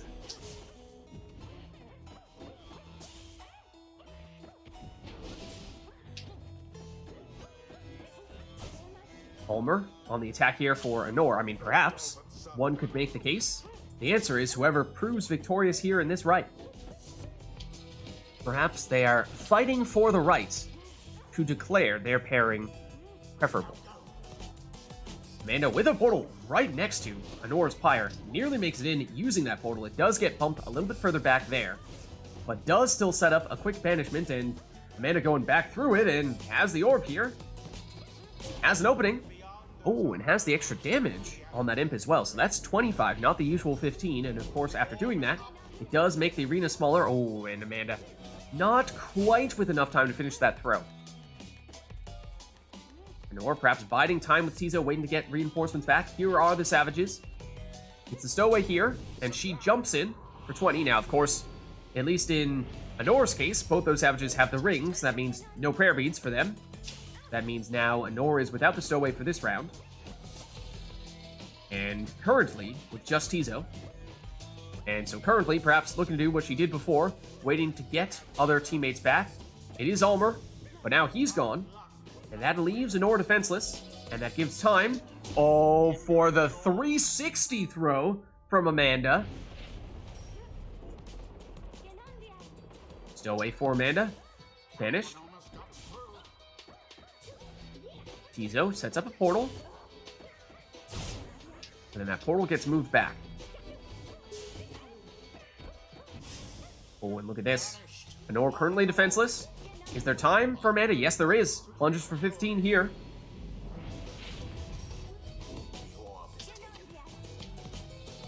We have to set up parameters. Hard to define best without, or hard to know best without defining what exactly best means. This is true. This is true. But that's why it's up to you guys. It's no easy feat. This is true. But you guys are the experts. No one back to defend at the moment for Amanda, so that means time for Honor to throw this one in for 20.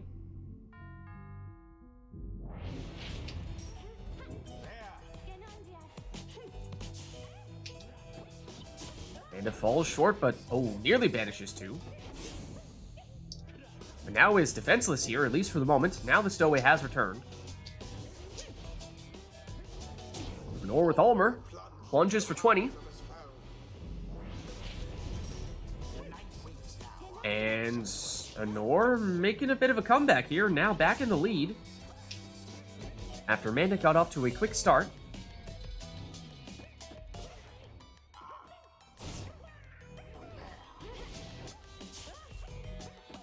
Anor with the stowaway here.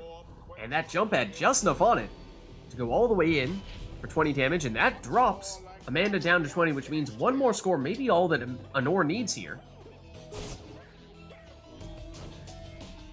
Through the portal she goes, but goes down as well, and currently defenseless. That means time for, Amanda to throw it in for 25, and because she throws it, means that she'll have all characters in here, and that means we have ourselves a sudden death match. One score would do it for either player. Both players at full strength, and that looked like that was going to be it right there. Dangerous portal there for Amanda. Except it gets moved at the last second. Now it's Anor with the opportunity. Amanda, no one back to defend. The throw is intercepted, though. Not enough time. Anor can't finish it. Amanda now. Explode, sets up a portal. Portal gets moved back, though. Stowaway banished. Anor also has a portal, goes through it, and has just enough space for the winning plunge. GG. Nice. So if the outcome of that right is the determining factor, then that means that Ulmer plus the stowaway is the winning combo, rather than the stowaway plus Tizo. But chat seemed as though they were awfully conflicted there. Until the stars align.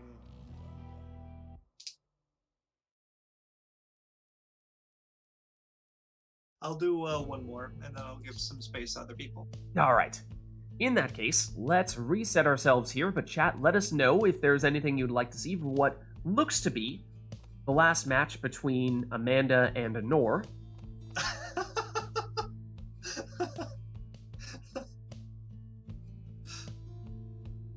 Webbed feet suddenly for the win. Tailwind what Crest really Oralek. Says I wrote her, and Will the Scribes, okay. Fitting song for him. Tailwind Crest Oralek, that is a scary fast Oralek. I also just went right past it. There it is. Sermon intro on, okay. Oh, and there we go. Anything else?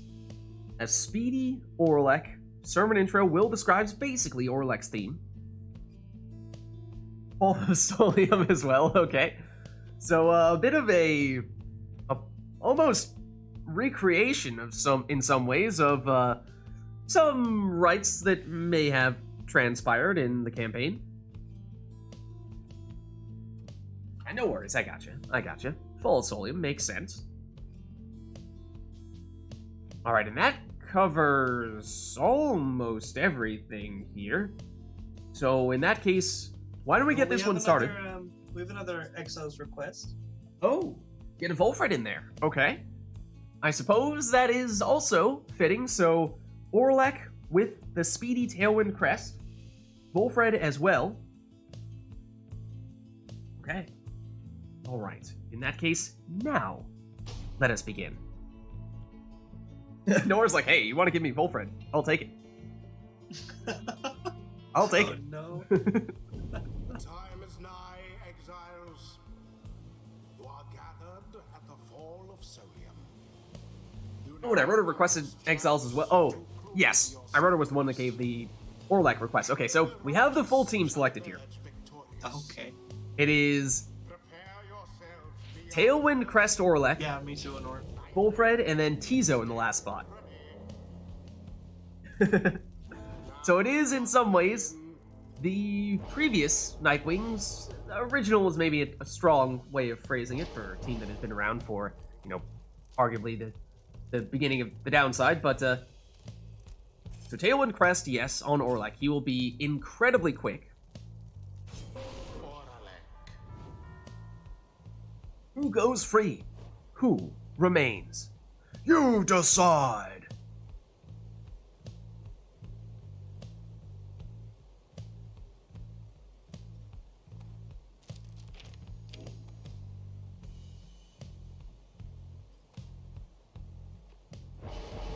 And no surprise here to see Anor going with a nutrition stick Volfred, with her usual composition there, going all the way down on the left side for Numbing Gust, means that if all of her exiles are ever banished, Amanda will not be able to sprint, jump, throw, or use any other special abilities. She took the 10 rekindling, so she will have a second life bar, but a small one at that.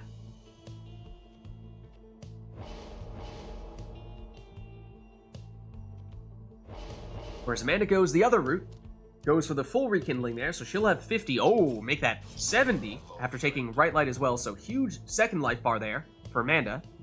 With such a fast aura, like, I don't know if Numbing Gust is worth it. Bear in mind, Orlek is basically the perfect counter to Numbing Gust because he is such a speedy walker, especially with Tailwind Crest, so we'll see. We'll see. Amanda might be onto something here. Well, I mean, we'll put the theory to the test. Technically speaking, Orlek is the second fastest when he cannot sprint, according to our tests. Worms are the fastest, followed by Orlek, but we're talking Orlek with Tailwind Crest, so probably faster than a base speed worm in that case. Still can't throw when Numbing Gust is active, that is true. So we'll see. We'll see. So here we go. It is the original-ish Nightwings on both sides. It is a super speedy Orlek. Oh, and well, Orlek is down for the count here for Amanda. Meanwhile, Orlek is on the move here for Anor on the attack and jumps in to get things started here with a 25 damage plunge. So although we saw both players take the same exiles, we did see they took different masteries. Notably, the Volfred is considerably different for both players.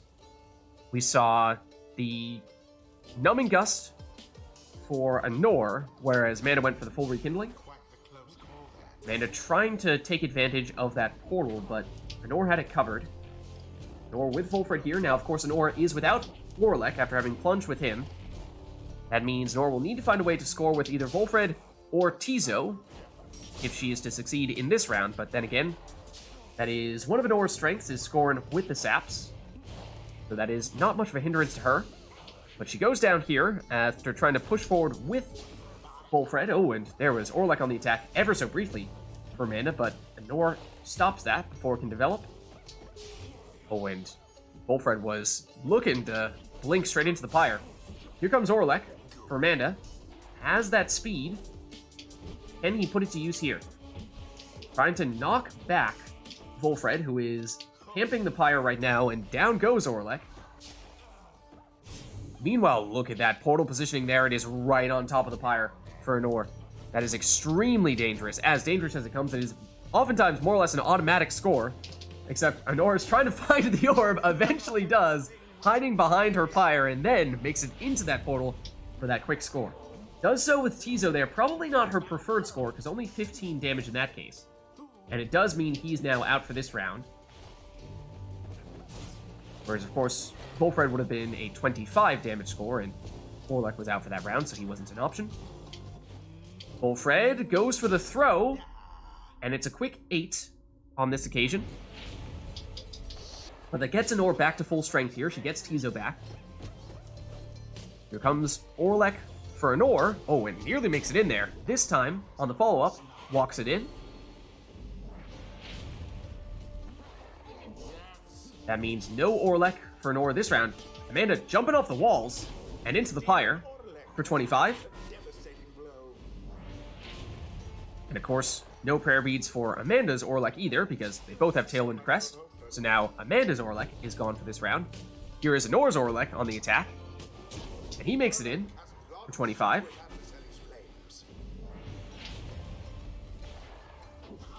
Amanda with her Orlek, trying to knock back Tizo to create some space or fake him out, but can't do so. Anor is up to the challenge and now on the attack with Volfred. Close to the Pyre and, oh, walks this one in after shielding off the defender. So that's 25 on that score there, and it means Volfred is now gone for Anor in this round, but it means one more score is all Anor needs to trigger that rekindling. But as we were saying before, Amanda went all in on that rekindling, has 70 life on that second life bar, so it is still far from over. Amanda applying the pressure, close to Anor's Pyre here. Has it now with Orlek.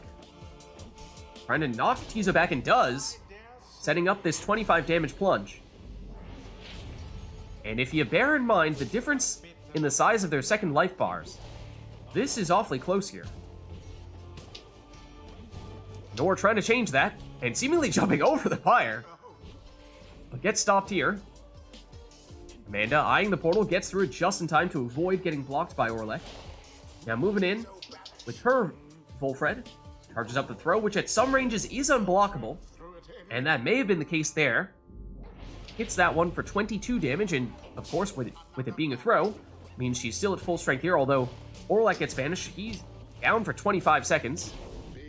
And there is the plunge from Volfred. As we were saying, Anor is more than willing to do that.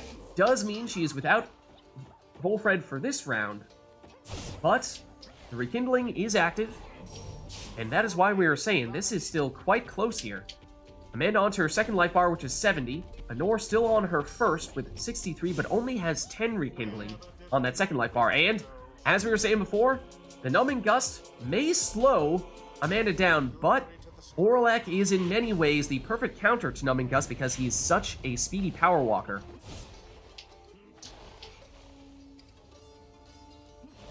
Anor thinking about taking that orb, but instead moves Volfred into an attacking position here. Amanda says, all right, let's get rid of him in that case. And pushing forward with Tizo here. Currently, Amanda's only exile. Orlek plunged, so he's out for this round. Ooh, but setting up a dangerous portal spot, that might have been the plan. Sets up an even more dangerous portal spot there, except forgot about the orb, which Anor takes here, and there's no one to stop her from throwing this one in with Tizo for 15. Chipping away at Amanda's Pyre life there. And once again, given the rekindling that Anor still has, this one is still very close. Amanda sets up that portal. Means Anor needs to be careful here. If she loses the orb, Amanda is in a good scoring position. And Amanda gets rid of Orlek. But Anor locks down the orb with the sapling, has it back with Volfred, nearly blinks in. But now Amanda eyeing that portal, and so is Anor, trying to block it. Amanda can't time it to avoid getting blocked, and so now here is Anor back with the orb on the attack with Volfred, but he's banished just in front of the Pyre. That portal is a little bit farther out now for Amanda, not quite as dangerous as it once was, but Anor still has it covered. Although, not enough to stop Amanda from jumping through and directly into the Pyre here. And that means with one more score from any of Amanda's exiles, she is capable of triggering Anor's rekindling, but Anor is still on her first life bar. She does still have 10 rekindling remaining, whereas Amanda is on her second life bar. Some space here for Volfred to make a move. His throw may be unblockable from that range. It's 22. And that means both players, I believe, are looking at needing 2 scores to win it. In the case of Amanda, needs to trigger that rekindling, and then we'll get a small second life bar back on Anor's side, whereas Anor just needs a straight 33 damage, because already on that second life bar. Here comes a very speedy infinite stamina Orlek. He's blocked. Now banished. Now both players currently without Orlek. So it is a sap and an imp apiece, but Anor gets Orlek back after finishing that banishment. Although here comes Amanda. Orlek with the orb in attacking position here. Triggers the rekindling. That means one more score is all Amanda needs here. Anor does not have a way of scoring 33 points with one score. She will still need 2. But here comes Orlek. Not this time. This is all Amanda needs here. Doesn't matter which exile, anyone making it in, certainly with a plunge would be enough. If it's a throw, she may need to charge it up a little bit to make sure it's worth enough. But Amanda's without Orlek here, and may not have a defender to stop this throw for 24, and suddenly, we have ourselves a sudden death match. Next score for either player would finish it. Who will it be?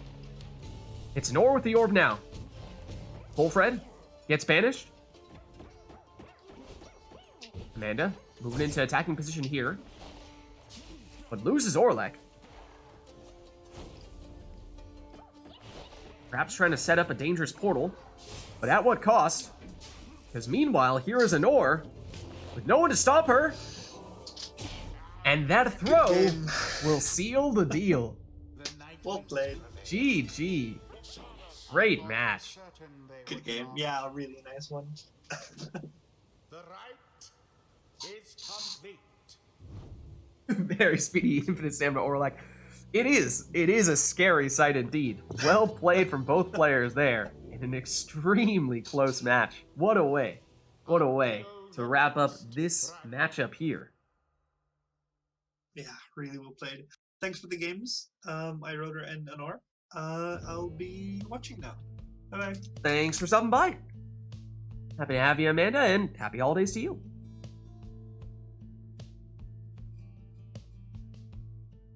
All right, and I think, didn't we have someone else in chat who was saying they were looking to jump in? I thought SSC for a bit there was saying as much. Don't know if SSC is still interested and available. You are? Awesome. In that case, let's get you in here. Let me get you an invite.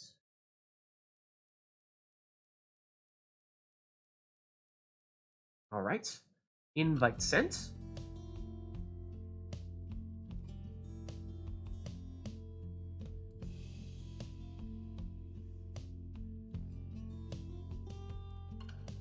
And SSC, who would you like to play as today? Which triumvirate would you like to be?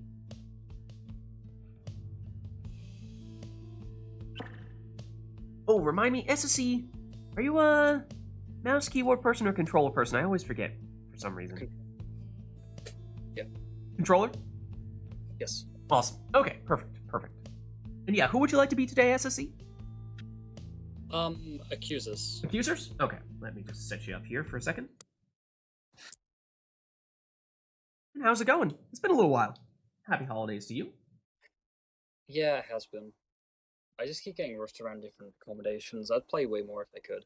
Ah, no worries. Well, happy to have you whenever we get the chance. Thank you.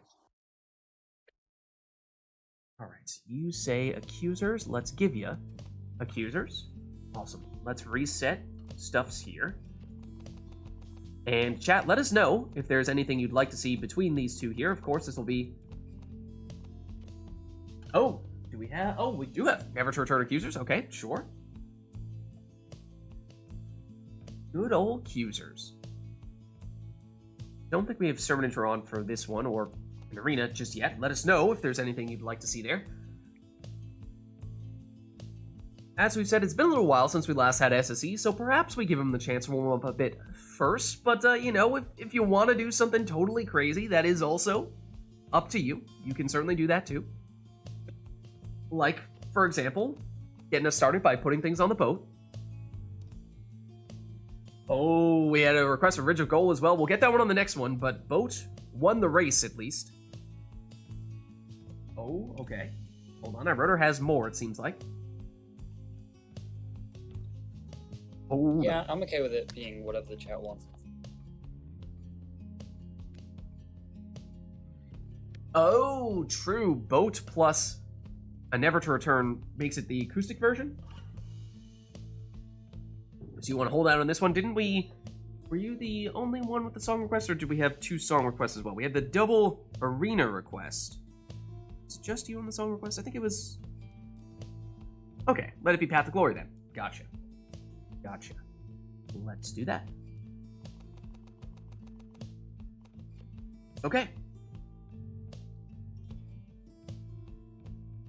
No worries, Box Foco. It's just that we have the way our mods are built in that give us the additional song requests. There are some arenas where if you set them to that arena, it gives you a different iteration on that song. And so the boat is one of those instances where if you go boat plus a song. In some cases, that will give you the acoustic version of that song. So, Herder was saying, well, you know, I might not be looking for the acoustic version, so if we're going with the boat, then let's delay that song request then.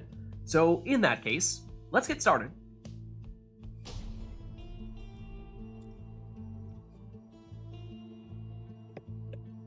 So no exile, mastery, or talisman requests, so you're free to take whatever team composition you'd like here. Shall take on the Night Wings. Welcome. Who shall conduct the rites? And I was gonna say, we were talking about it a little bit before, but demons on the boat tend to be the exiles that are most positively affected by the boat magic. So that's one thing. We also did see, dating back to the tournament in which both these players, of course, took part, we saw SSE break out a surprise triple demon composition and had quite a bit of success with it. So that is perhaps something that SSE is more than willing to go with here, and we'll see if Anor opts to do the same. And caught a few people off guard with it.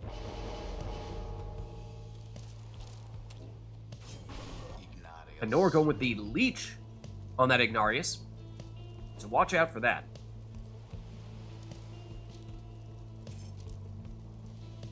%50 of the damage that Ignarius does, Anor will leech back to her own Pyre, assuming she's not already at maximum Pyre life. And speaking of maximum Pyre life, that is certainly one of the benefits of going triple demon, is you have a lot of potential to increase your starting Pyre life. So we appear to have already seen a lot of that, and may see more still.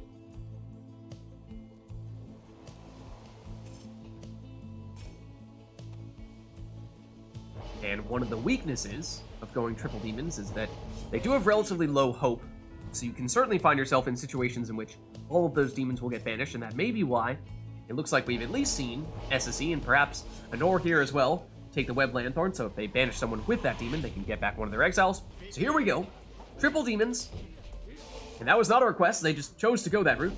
On the boat, first matchup between Anor and SSE.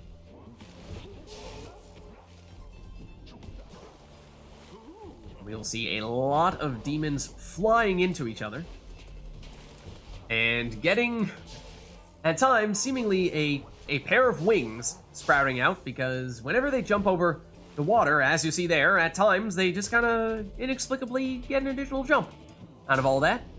And that is how Anor sets up this first throw here for 30, but as we were just seeing there, at least SSE went all in on the starting Pyre life, so had 205 to begin. That means even after that score is still in the lead, whereas Anor only took the additional starting Pyre life on one of those demons. That's why she's at 135 here. Tussle between those demons. It's Anor who ends up with the orb. And the extra distance on the jump is nearly enough to take Anor straight into the Pyre, but quick couple steps afterward finishes the job there for another 30 damage plunge. But SSE saw that one coming. SSE has a demon right next to the Pyre there and gets the orb back, tosses it over to that demon, setting up that 30 damage plunge. Anor retreats, gets banished, and returns the favor. Oh, but look at this. Sets up the Brazen Manor. That's Iggy, as we were saying. He will leech 50% of the damage that he deals, and that means that if he does have Brazen Manor active when he does so, that is the highest total amount of points swing, net points, you can get from any one score. 40 damage on the score and 20 leech for a total of a net 60. That is huge if Anor can land that. Oh, and look at the range on that jump there from SSE. That is what we want to see with demons on the boat. Question is, can anyone get that kind of range and land in the Pyre at the end of it? That is the real challenge. That's what we all want to see. Anor sets up the Brazen Manor. It's Iggy trying to use those puddles to get the extra jump distance, but doesn't work out that time. It is very unpredictable in that way. SSE perhaps looking to do the same thing here. It has a wall of demons trying to stop him. So here's Anor, once again with Iggy. Seems as though that will definitely be her preferred score, given how he has that leech. Going back to defend until SSE gets Vids back here. And fends off that attack. Anor activating Brazen Manor while she's on defense here. There is no wrong time for setting up Brazen Manor, I suppose. Anor's attack there, unsuccessful. Now it's SSE with only Vids at the moment. Needs to be careful. He is down one character after plunging with one of those demons, and so gets Jody back now. Oh, and Anor thought she had enough time to set up the Brazen Manor. It was not the case.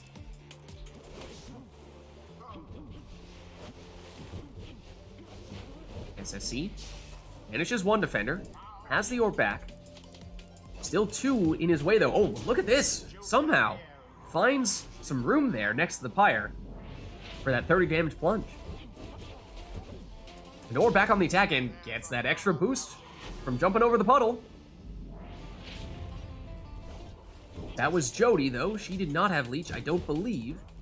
And no prayer beads either, so she's out for this round. So now it's Anor who is undermanned. Iggy, once again, Anor's preferred score here, does have Brazen Manor active. And that's big. 40 damage, 20 leech.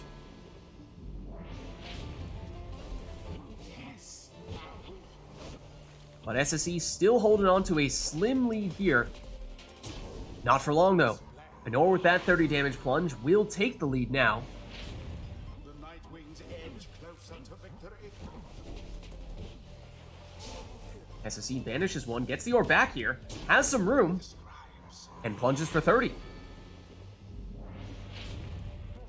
I don't believe SSE took Brazen Manor on any of his demons, which means he does not have enough damage to finish this with one score. Would need two. Same can be said for Anor, even with Brazen Manor. Here is Ignarius, and of course, if she is to land any more leech with Ignarius, that could be a huge shift in momentum. It's SSE on the attack here. Which one is the decoy? Which one is the real threat?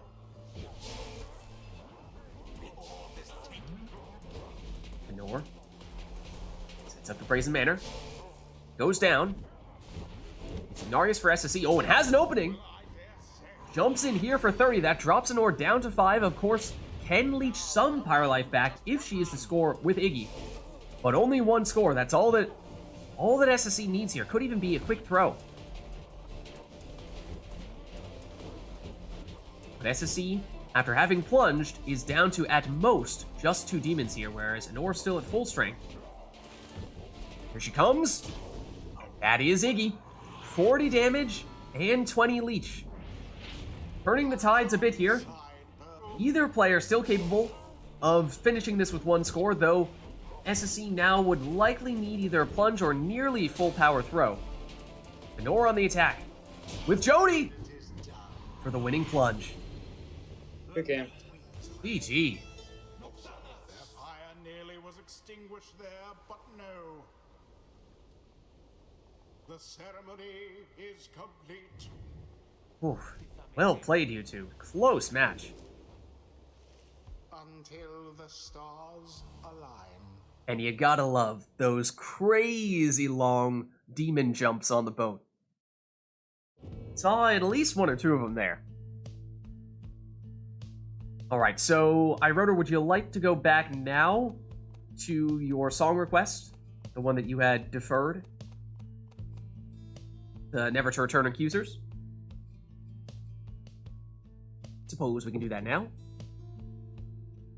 And yeah, we had a Ridge of Gold, that's right. So yeah, I suppose that means we can make this an Accusers-themed rite of sorts. Accusers Home Arena, Accusers Never to Return. Is there anything else we would like for this next match?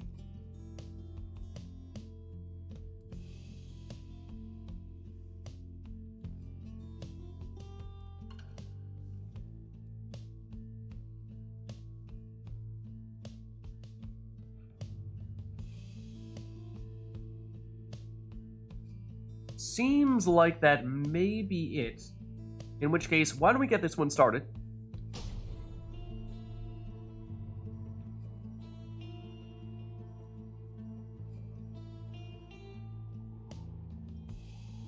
The accusers versus the Nightwings. Welcome. Okay, so no requests here with regard to your team composition. That is entirely up to you.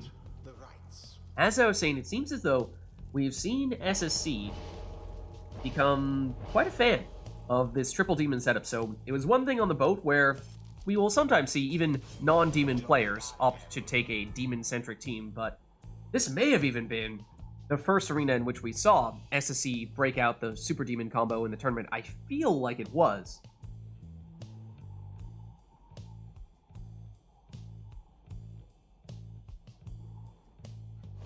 And of course, if SSC is to do that and take all of the starting Pyre Life masteries on those demons, he will have a ton of Pyre Life begin this match.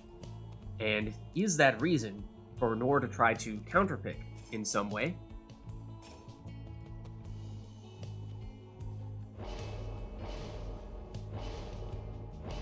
No, it's not that simple. SSC taking a harp in that second spot there and has prayer beads on her. So that means, of course, she'll be able to come back after having plunged in the next round. And Nor back to her staple. That is Nutrition Stick Volfred, Numbing Gust if everyone is banished on her side. Then SSC will not be able to sprint, jump, throw, or use any other special abilities until Nor gets someone back.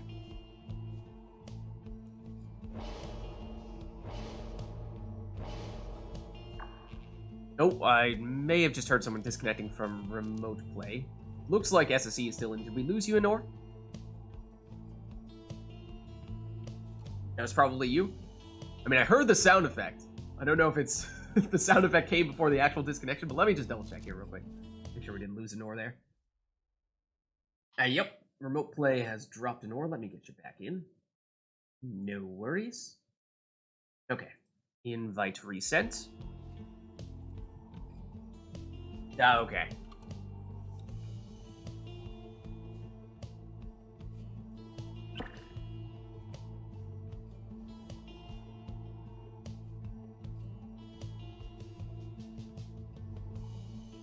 Seems fine. All right. In that case, let us proceed.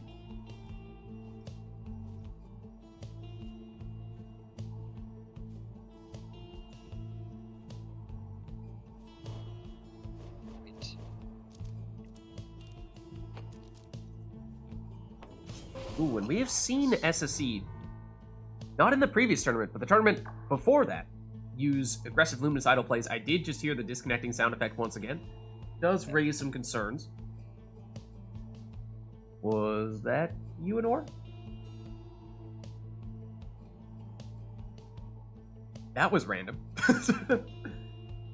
It was you. Okay, I can send you another request here, but that does 2 quick disconnections in a row does make you wonder if maybe remote play is, well, getting mad at you for some reason.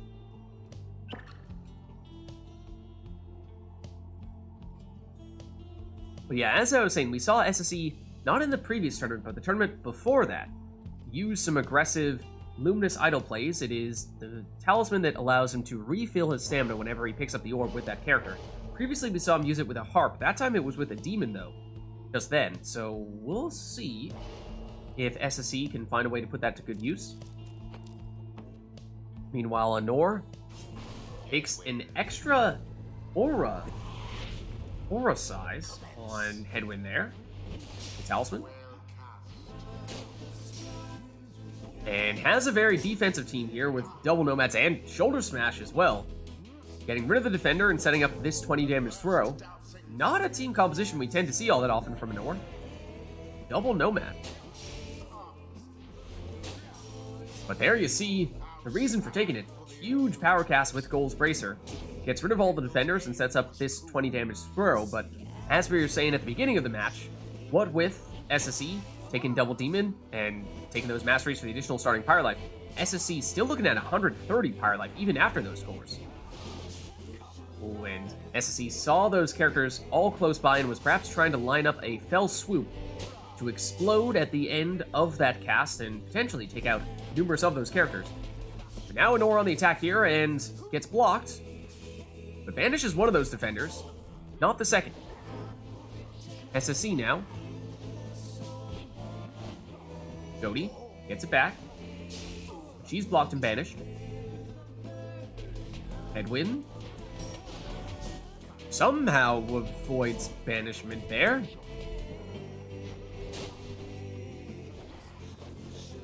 Anor perhaps waiting to get Hedwyn back. Does have him now. Now gets knocked halfway across the arena, and then passes the orb to that exile that got knocked halfway across the arena because it turned out they were right next to the pyre.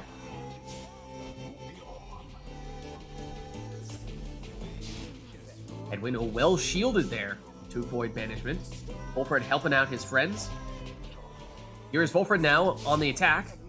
He gets a quick 7 damage throw off, but even after all of those scores, SSE still above 100 pyre life. Just had that much additional pyre life to start with. Jody lining up the jump, but she's blocked. Now Anor with it back here. Perhaps waiting to get Volfred back. We lost Hedwyn as well. That means just Lendl at the moment. Here is Volfred. Over to Lendl. He's banished. SSE currently with just Tamitha. She does have prayer beads though, so that is arguably SSE's preferred scorer.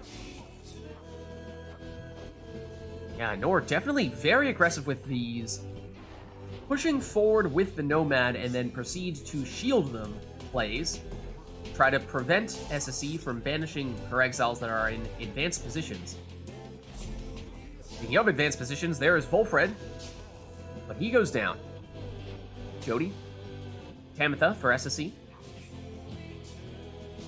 Time and space here, gets the stamina back, but gets shoulder smashed from Lendl. Ooh, and remember, Anor did take the additional aura size on at least one of those nomads, which means at times maybe competing with those demons for aura size, and well, made it in for that score. And once again, the demon jumps knocked one of those nomads close to SSE's pyre and nearly gave Anor a scoring opportunity, but SSE able to stop that one, and Anor, oh, for a second there, it looked like she was defenseless, but does have Lendl back. But SSE able to chase him down. Luminous Idol means he'll get the full stamina back whenever he picks up the orb, but not going to make a difference here. Lendl once again. Hedwyn is permanently banished after having plunged. Oh, look at this. Lendl was on top of the pyre, but SSE able to push him out from there, and then banish him. Anor with a persistent attack here. Waiting within the safety of the sapling. Now moving in with Volfred, not this time though. SSE with Jody. Sidestepping those big casts. And then shoulder smashed. Lendl. Once again, the aggressive shielding from Volfred might have been what allowed Lendl to avoid banishment there and set up that score. It's a throw, so that means, once again, Anor is back at full strength. There it is once again. We've seen Anor do it several times here, and it has set up numerous plunges. Move forward aggressively with the Nomads, immediately switch back to Volfred and use his shield to protect those Nomads. And if they do avoid banishment, then you have a Nomad very close to the opposing pyre who can walk it in or throw it in, and oftentimes unexpectedly, because you just assume when those Nomads jump straight into the fray like that they're going to go down, but Anor has avoided having that happen on several occasions.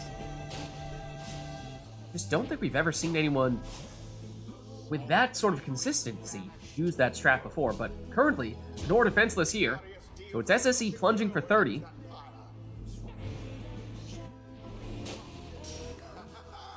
Tamitha, for SSE, she goes down. Ignarius is gone for this entire round for SSE after having plunged with him, and that means no one back to defend at the moment. So not only 20 damage on that throw, but also 10 leech for Anor. she's back up to 80 here. SC back to full strength. Jody. Locked again. But makes it in this time for 30.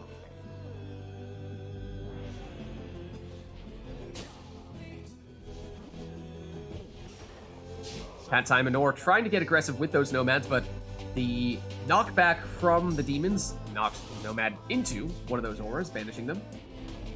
It is just Hamtha to defend at the moment. There is the shield, but Anor can't hold it long enough to avoid banishment. There it is once again. And again, banishing the defender and setting up this 20 damage throw. That shield, the difference between getting banished and scoring there, very clearly. Boy, nearly double banishment there on that cast. Anor only needing one more score, somehow avoids banishment that time. And then shoulder smashes the defender, SSE defenseless here. And Anor plunges for the win. It was impressive. That is, I don't think we've ever seen that before. I have never seen that before. GG. I don't know. Very interesting strat. Until the stars align.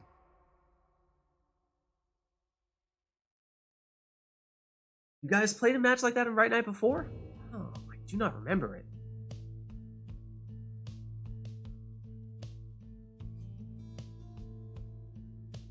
Well, either way, chat, let us know if there's anything you'd like to see for the next one. Otherwise, we'll just reset to our defaults. Yeah, because as I was saying, usually we do not see Anor go with Sap plus double Nomad. Sometimes single Nomad, yes, but rarely double Nomad setup like that. I mean, I suppose it doesn't necessarily need to be a Nomad that you send forward and give that shield to it. I suppose it could be anyone. Now Baylor hates Guardian Shield. I mean, it's not a mastery we see people... I mean, sure, we might see people take it, but it's not a mastery that is usually one of the key choices for the sap.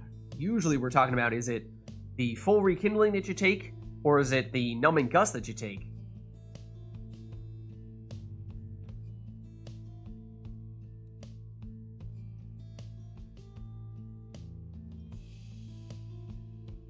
Okay, yeah, and it's true, so it's on the other side, so it would prevent you from taking Numbing Gust, which is usually Anor's composition of choice for Volfred.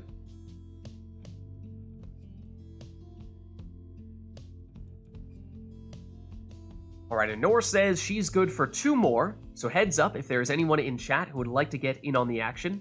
Prepare yourself accordingly. Anor will be looking to swap out in the relatively near future. But in the meantime, let us know if there's anything you'd like to see for this next one between SSE and Anor.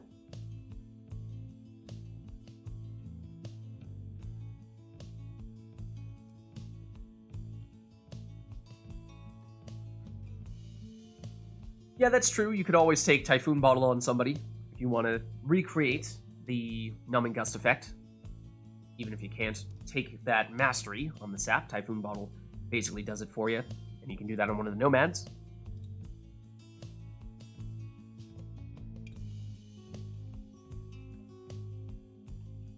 Alright, not seeing any requests, though, from chat, so I suppose in that case we'll just have these two take whatever they want to take. Did we have... Let me just double check. Did we have anything left over from last time? Oh, customize off. Okay, well, that covers a whole lot of things. That means totally randomized teams. From an Exile, Mastery, and Talisman standpoint, we'll just get thrown straight into the action. We won't even know what they are in advance. Be a bit of a guessing game. Let me just verify. Do we have anything we had to put into the queue last time, or... are we all done with our queue? Looks like we're fine for Arena. We've done... yeah, I think we've done everything. I don't think there's a queue remaining. I think we are all set. So in that case, let's get started. And we will see what randomized team these two end up getting.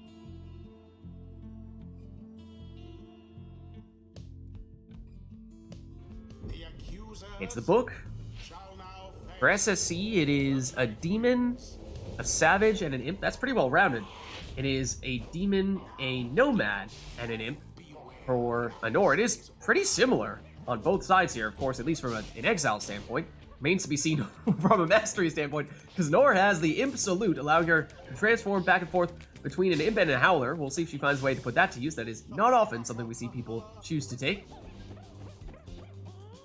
Oh, and SSC, not quite enough time to get that throw off there, and Nora was defenseless for a moment. And Nora with a portal here, and looks like a fully upgraded portal, because she got infinite stamina after going through it. Sacred Bond as well, she can step on the portraits to bring back her teammates. Though look at portals for SSC here. That is one right next to Anora's Pyre. But it's Anora on the attack, and Infinite Stamina Demon is, as we said previously, a scary sight, especially on a small map such as this. You can pretty easily sprint the entire length of the arena with that. Nor transforms into a Howler, but then loses Messenger Imp here. It did plunge with Iggy. He did not come back, so no prayer beads for him. But here comes that Imp. Does get banished, but look at that portal position now for Anor. No one back to defend unless Snadra comes back in time. She does. Looks like no shoulder smash for her. And Anor, that portal is not close enough for her to get an automatic score. Now it gets pushed back a little bit further. It's not quite as dangerous as it once was. SSC now on the attack with the stowaway. And sprints in. Looks like he has the infinite stamina when you have the Orb Mastery with the stowaway. Plunges for 20. No prayer beads on the stowaway. She's gone for this round, that means. And there is the Speedy Howler, bringing back Ignarius, and now it's Ignarius on the attack. He jumps in for 30. Snadra. She's banished. Iggy. For SSC is blocked. Now banished. Speedy Howler goes down. And SSC loses his Imp as well. Nor brings hers back. Not for long. Double banishment there. That means Nor currently defenseless. Opportunity here for SSC. SSC has to choose who will be the scorer, and that's a pretty quick throw there from the stowaway.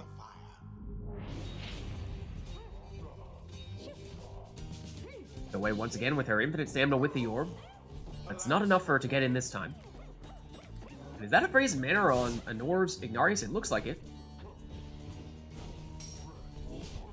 Perhaps. SSC's Ignarius goes down, though. It's Anor's on the attack. He's banished. Anor with Snadra. She's down. Imp versus Imp. SSC with Ignarius. Trying to avoid the other Ignarius, but can't do so. Oh, and SSC with an opening here. Goes down, but sets up that dangerous portal. If he can get the orb back. Which he has now. Oh, but Anor just barely had it covered. Anor just trying to knock some people back there with her Ignarius and creates enough space to plunge here for 30. That means that one more score may be all that Anor needs, but as we saw earlier today, when we turn Customize off, there is the chance, there is that 20 Rekindling Talisman. Somebody could have it here. I think there are a lot of characters that we don't have a good sense as to what talismans they have, so it is possible. Nor through her portal. It's Snadra. She goes down. And that sets up a somewhat dangerous portal there for SSE. Goes through it. Knocks back the defender. And then jumps in with Ignarius for 30. He's gone. That means SC undermanned for this round, which could be key. Because as we were saying, Anor likely only needs one score here, although SSC with a very dangerous portal there. If he does get the orb back, it is more or less an automatic score, but currently defenseless. Anor with that infinite stamina speeds in for the winning plunge. Good game. GG. The scribes themselves surely have taken note. Did you guys know which talismans you had? Not sure if I knew any talismans. No idea, says Nor. For a second there, SSC, I wondered if your stowaway had the quick throwing talisman. The one time you threw it in and scored with her, it did seem awfully quick. I don't know if it was quick enough. Yeah, I think it was that talisman, to be honest. It was close. I was suspicious of it. Alright, well, let's turn Customize back on here. Unless, of course, you guys want to put that back off, in which case, let us know. And let us know if there's anything else you'd like to see between these two, because I think Anor was saying that this might be her last one. So if there is anything you have in mind in this SSC Anor showdown, then this is your last chance to make it happen.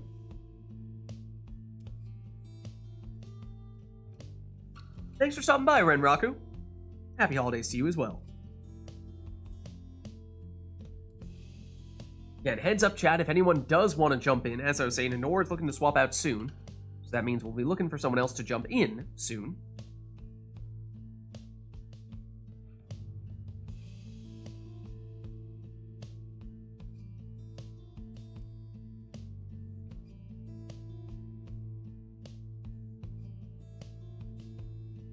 Not seeing any requests at the moment, though, so perhaps people are thinking we might as well just have these two take whatever they want to take for this one. Pretty Cat Rambo, if we are not yet Steam friends, we will need to do that. But if you are, let me just throw a quick link in. You're not a part of the RITE Club. That is the place where we are organizing all the multiplayer Pyre stuff. So click on that link, join in the Discord, and pinned in the Discord you will see my Steam friend code, I believe, so you can send me a Steam friend request. And once you get that sent through, then we're Steam friends, I can give you the invites, and then we can get you in. We do have a talisman request here, in fact, and it's an interesting one. It's Black Heart, so a cursed talisman at that. Anything beyond that, or will that be all?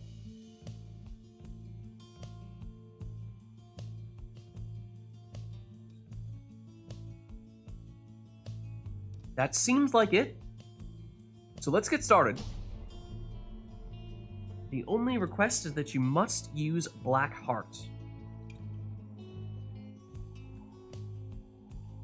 The accusers shall confront. And we are in an arena that is known for some memes.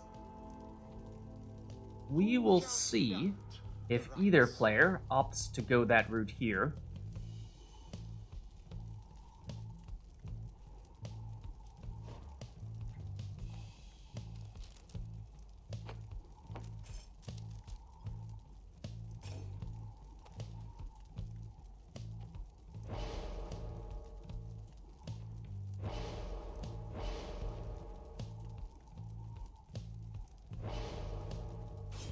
SSC, though, begins with a Prayer Beads Crone.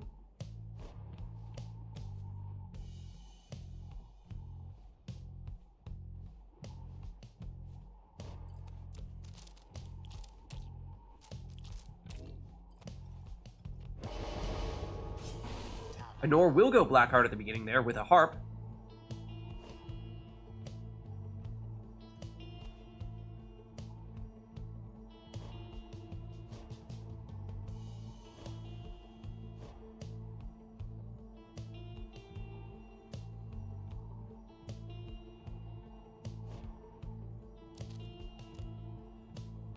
SSC, thinking about it with Orlek now. As a reminder, Blackheart is the Cursed Talisman, that is the request.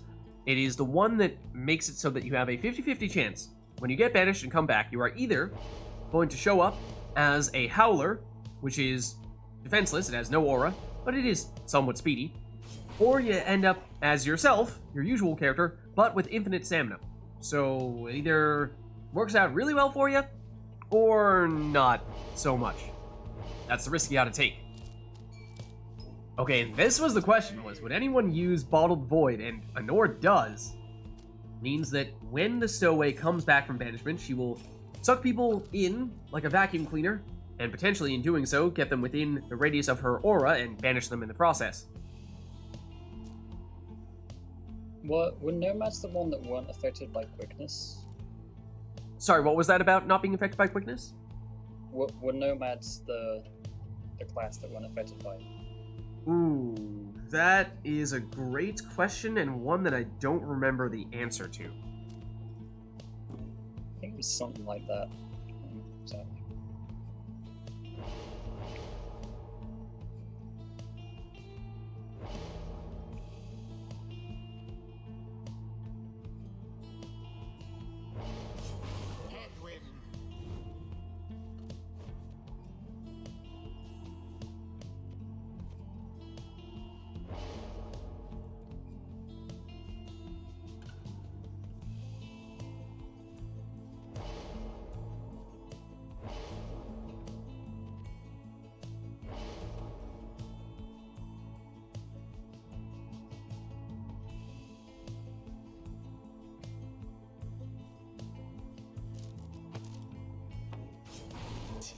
And so Nor finishes with Tizo there. And here we go, both players with Black Heart, a Cursed Talisman, the one that either brings you back as a Howler or with infinite stamina. I believe we saw SSE take it on Orlek, and we saw Nor take it on Tamitha, and she got the infinite stamina this time, and perhaps rides that momentum into the Pyre there for 20 damage. SSE first the orb this time, but Bertrude goes down. Orlek currently undefended. The time for SSE to throw this one in for 25.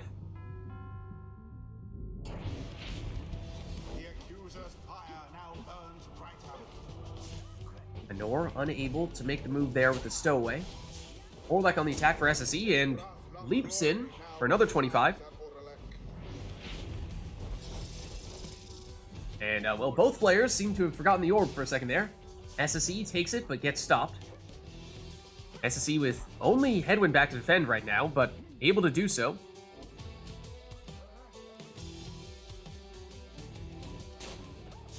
And, oh, Nor comes back with Blackheart, and as a defenseless Howler that time, although quickly thereafter gets banished, so may not have to suffer the downsides of that. Oh, and for a second there, it looked like SSE was going to get a defender back just in time to intercept that throw. Not quite. Nor sneaks in quickly enough. Look at that super speedy Tamitha, plunging for 20.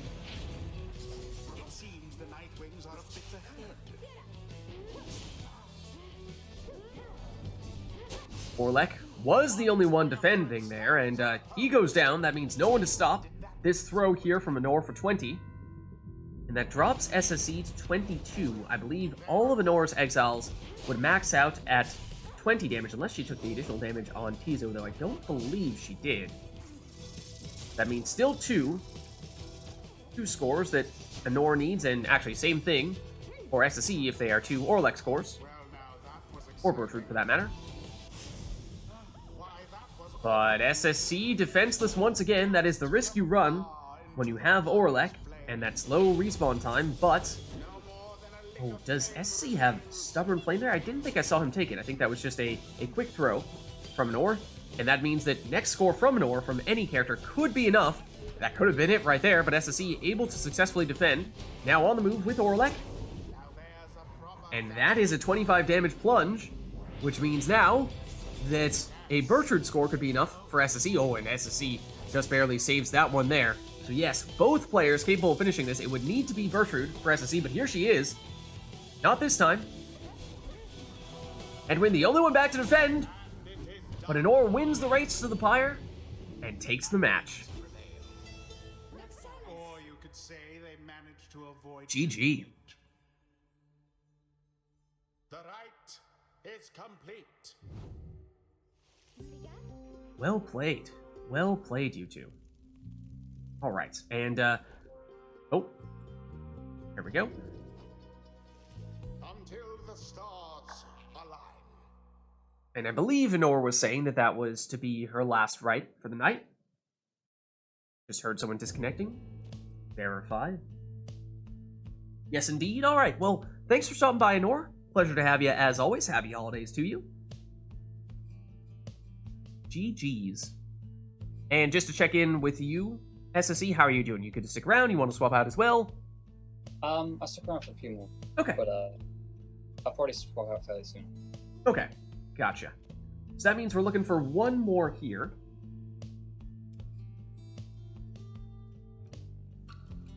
Yeah, Kibbalord, thanks for stopping by. Pleasure to have you as well, and hey, we're doing these every Sunday, so if you like what you see, then you're welcome to stop by next week as well, and we'll have more of the same.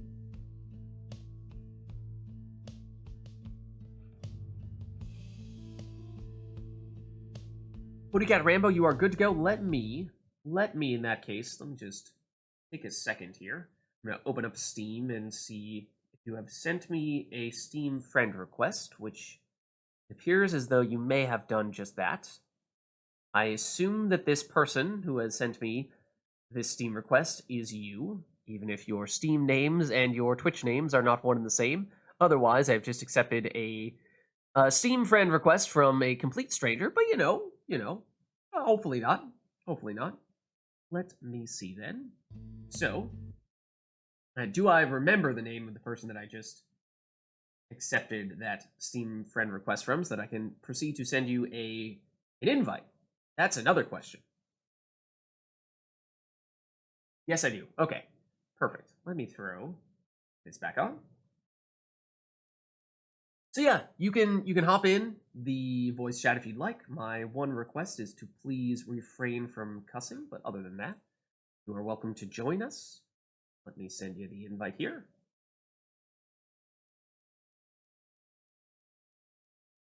All right, invite sent. All right. Hey, Awesome. How are you? Yeah, I'm doing good. Nice. And just because, given how you have a different Steam name and Twitch name, what should we refer to you as, and what name would you like me to throw on stream over here on your side? Bloody Cat Rambo is fine. You can just abbreviate it though, I reckon. All right. A long one. Which of those words then ought we use, or should we do? We'll just do cat for now. Cat. Do cat? All right. Gotcha. Yeah. Let me update your stuff there. When I am tabbing out, you're just gonna see a different screen pop up, as you're probably seeing right now. Don't worry, that just means I'm entering things in, like your name. So, got your name. What triumvirate would you like to be? Do you have a preference? I'll go the Fate. Why not? Fate? All right. I think that will make several people in chat pleased. All right, if I win, of course. Well, I'm sure they're pleased just to have more people on their team. All right, and are you a keyboard mouse person, or are you a controller person? Keyboard mouse. Okay, so let me just give you a quick second here to check. Does this look like the control scheme you are accustomed to? Yep. That looks good? All right. All right, Yep. Perfect. Great. All right. Other than that, I believe we should be good to go here. All good. Yeah. What are your pronouns of choice, I suppose? He, him. He, him? All right. Yeah. Perfect. So, let us know, chat, if there's anything you would like to see for this next match. Of course, this will be Kat's first match with the RITE Club today, right now. So, you know, maybe of all the times for some super crazy, ambitious requests, maybe we just hold off a little bit and give a bit of a chance to warm up here. It'll be good. Right off the deep end, all right. Well, I mean, you heard it here then. Whatever you guys want, chat. One way to get good fast, you know. All right, Surviving Exile. I suppose that is a fitting song request to get things started. Anything? Oh no, it's on the second group. There it is. We've got the song. Will that be all? Do we want anything else?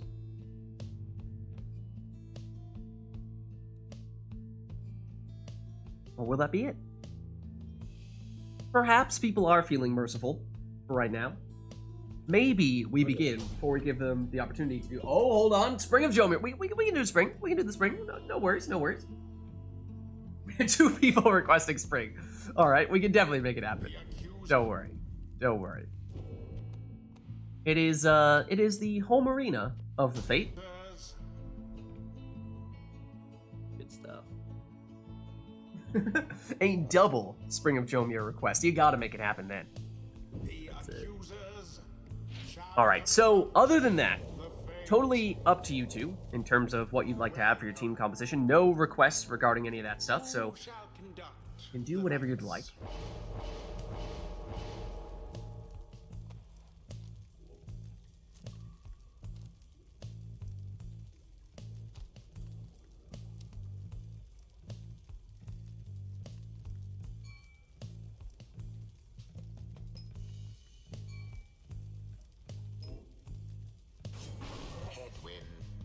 For SSE, it is Typhoon Bottle Headwind first. That means if Cat banishes all of SSE's characters, then Cat will not be able to sprint, jump, throw, or use any other special abilities. And just to confirm here, I bet Remote Play is doing this thing where it says, I'm not going to let you use any controls. Let me verify. Yeah, there we go. Yeah, Now you should be able to do stuff. Now it should work. There you go. There we Perfect. And just as a heads up, you'll see in that bottom right corner there, we have the additional exiles that we've modded in. So you might not recognize them, but it is basically just, and there are even some hiding behind the accuser's sigil there as well. Basically, it is just enough exiles so that if you wanted to, for example, have a team of 3 savages, you can still do 3 savages, because you usually would not have enough to do that, or 3 imps, so on and so forth. Oh, that's sick. But they are otherwise, they are statistically the same as the other exiles of that class. It's mostly just some people have a personal preference for specific exiles, or, you know, like I said, if you want to do 3 of a kind, then it opens up some additional opportunities that otherwise wouldn't be possible. Sick. Alright. Cool.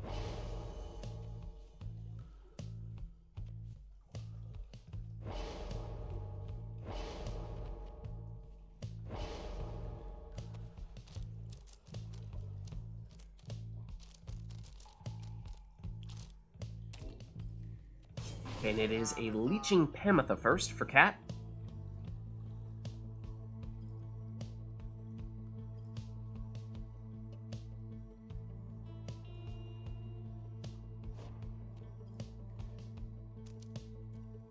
Other mods you'll see here are just things that change Exile's raiment colors.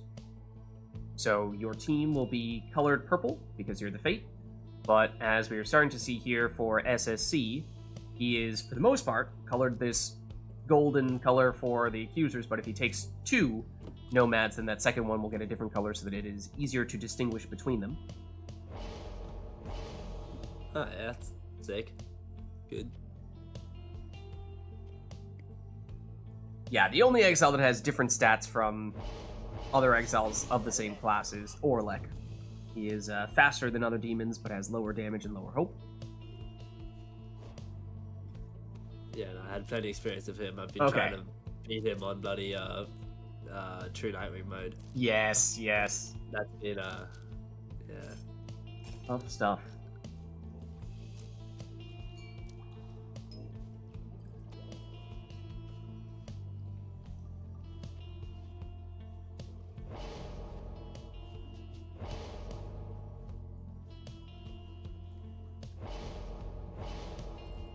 Right, then it is a Typhoon Bottle Almer in the second spot there for Cat. Speaking of Orlek, we might see him here.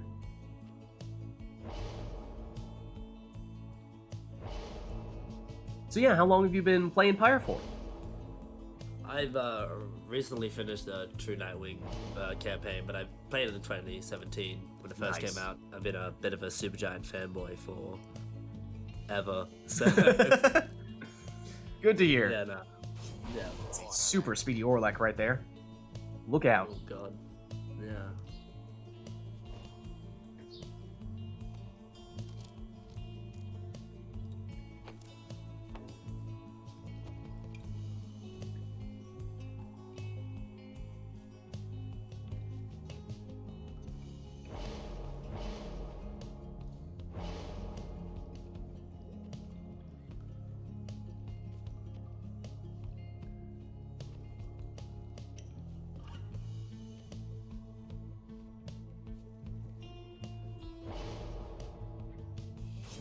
And it's extra presence on Volfred, and here we go.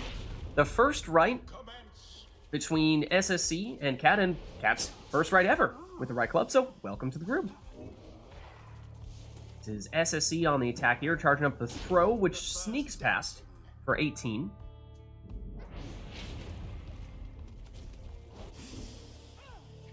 Orlek doing what Orlek does, bullying his way to the orb and to the pyre.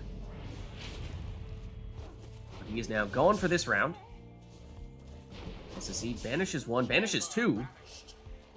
Does have those nomads, that is certainly one of their strengths. But Typhoon Bottle is active if everyone gets banished on Cat's side, so that will slow SSC down if he does that. Now it is SSC who's defenseless here, but I believe he might have taken a Typhoon Bottle, which is now slowing down Cat, and giving SSC some time to get some of those nomads back, and shoulder smashes, banishing Almer in the process. And there is a quick sprint to the orb there. That time from Lendl. Orlek is back, but not for long. He's banished. Now, SSE does have Sacred Bond, means he can step on Orlek's portrait to bring him back. Otherwise, it'll take a very long time for him to return. And right now, he's going to have to wait that duration. Numbing Gust, or rather Typhoon Bottle, is active, slowing down Cat, but ever so close to making it in that time. Headwind now, the only one remaining. For SSE, brings back Orlek, though, and zips around and into the Pyre for that plunge for 25. Now, once again, means Orlek is gone for this round. Lendl throws it over. It gets banished. Here's Headwind for SSE, who just barely avoids banishment there. There's the Rekindling. That means Cat now on the second life bar. This one with 10, so that means one score would be all that SSE needs here. And there it is. I realized immediately that my controls are not how I actually have them. I cannot read. Oh, okay. No worries. No worries. We can fix that one up after this. And I was like, oh no. Just instantly. No worries. Let's head on back then. We can give him another look. Ooh, but before we do so, let's just throw on our song here before we forget. Never to Return Fate, some more Fate-themed stuff. There we are. All right, let's take a quick look at your controls then. So yeah, I think we were on WASD. I think mouse presets is the default. Does that look better? Like this down here in particular? Yeah. Okay. I use my mouse to move around, yeah. Okay, perfect. All right, everything else look right as well? Shift to sprint, space to jump. T. I usually do Q to salute, not T, but... Okay, I mean, you can switch it here if you'd like. Alright, just, oh. There you are. All right. Oh, and move cursor. Yeah. There you go. All right. That more like it? Yes, thank you. Perfect. All right. Let's head on back then. We have the song request. Is there anything else? We did have 2 Spring of Jomir requests last time. I don't know if we just channeled double Spring of Jomir into that previous rite, or if we want to do 2 Spring of Jomirs in a row. How do we feel on that one? I think Brawlenbert, you were technically the second Spring of Jomir request, so up to you if you'd like a subsequent one, or if you feel like one will suffice.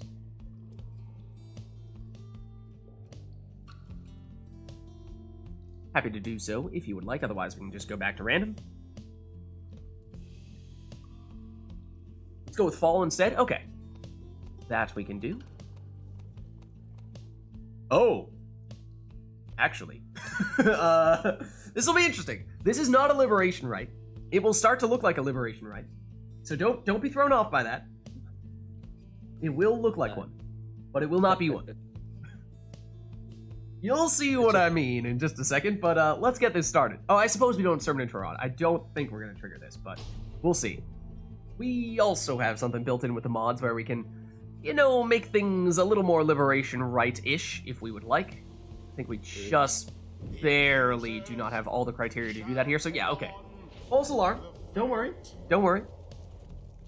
Yeah, sermon intro not on, exactly. Who shall conduct the rites? Okay, so we saw SSC use Orlek aggressively last time.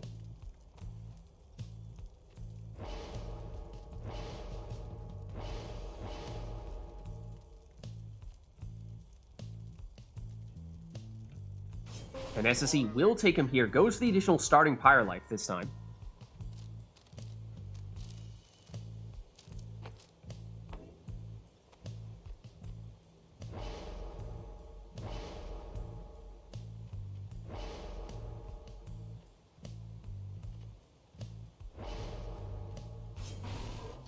And once again, it is Volfred for Cat.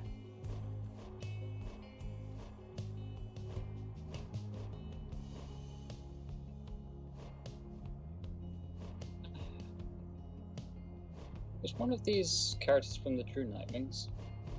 Yes. Gareth, the second one from the left. The Savage. That guy. Right. The most stylish man in the downside, without a doubt.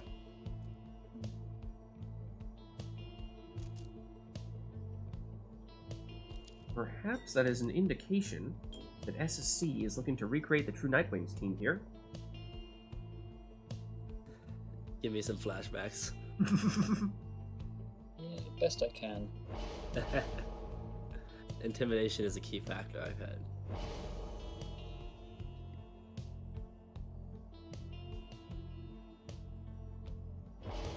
So that'll be a ninja savage of sorts, being able to teleport to the orb using his salute, and then vanish with those throws as well. Composition that I think we've started to see Phaler use quite a bit.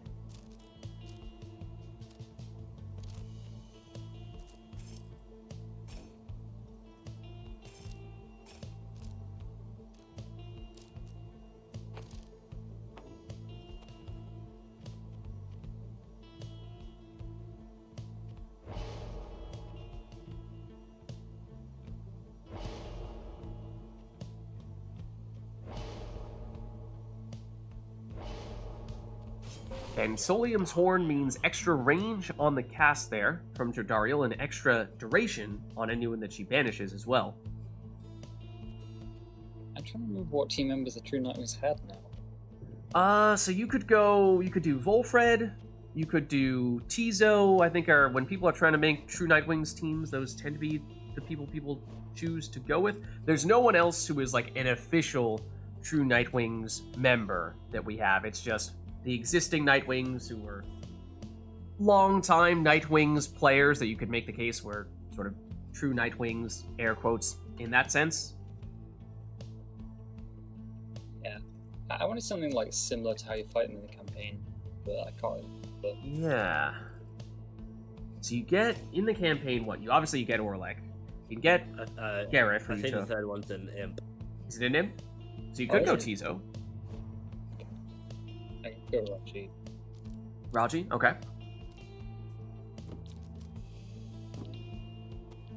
Yeah, Phaler says last one is an imp as well. Go.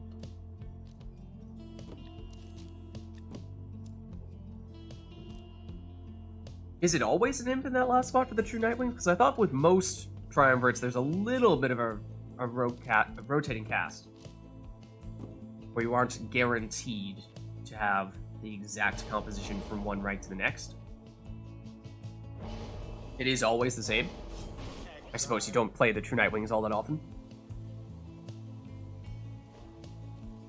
They only have 3. Oh, so are they unique in that way?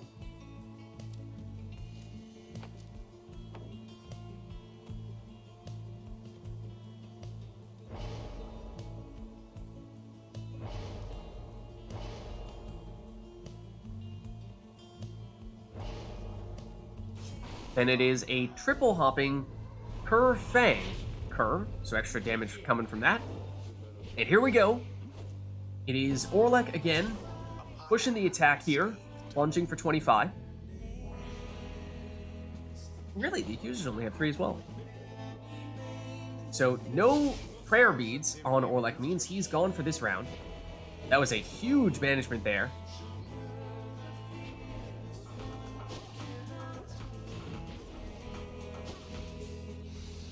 Double banishment that time round from Gareth. The throw, not this time. Oh, but look at that portal there. Very dangerously placed for SSC. And causing some trouble with it already. Cat trying to move forward with Parker, but he goes down. And SSC continuing to send people through that portal, banishing all of Cat's defenders in the process. Quick throw this time cuts it a little bit short for 14 rather than the full 20 damage.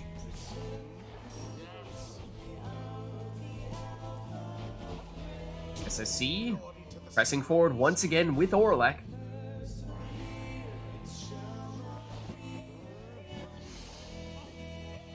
And trying to set up a big banishment with the Imp, although Barker avoids that for now. Comes back quickly. Can't intercept this throw, which makes it in for 17.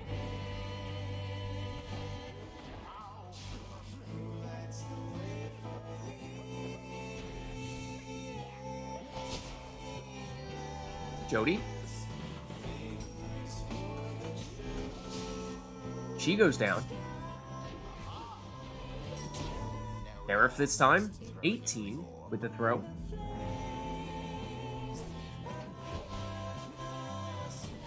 Orlek, he's back. Gets rid of it though, and he's banished.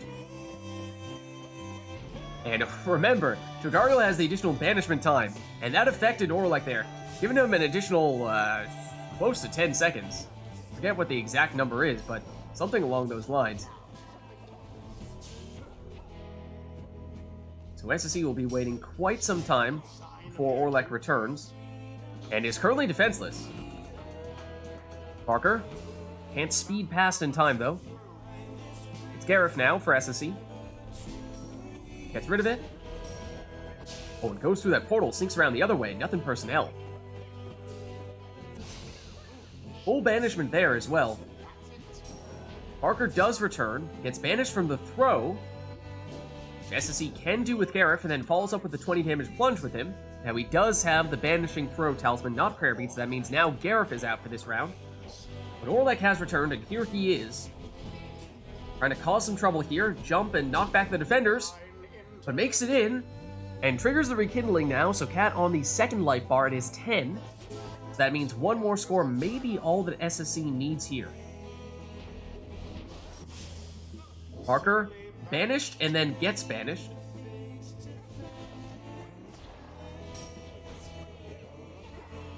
Cat trying to use those exploding saplings to get rid of one of SSE's attackers. Parker gets the orb back, but not for long. Jody gets rid of one of the attackers, and she gets the orb back.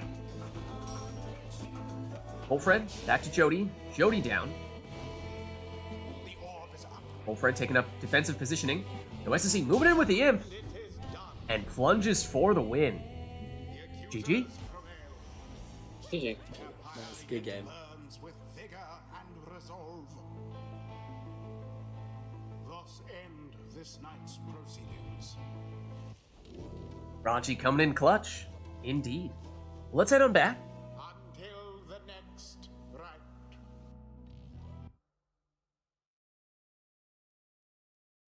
And chat, let us know if there's anything you would like to see for this next one. Otherwise, we'll just reset ourselves here. I bloody hate to be a pain, but every time I play a game, I realize that one subtle detail I do in the bloody controls that's different. Do you mind if I see him again? Something else you want to switch? Yeah, so it's that jump space.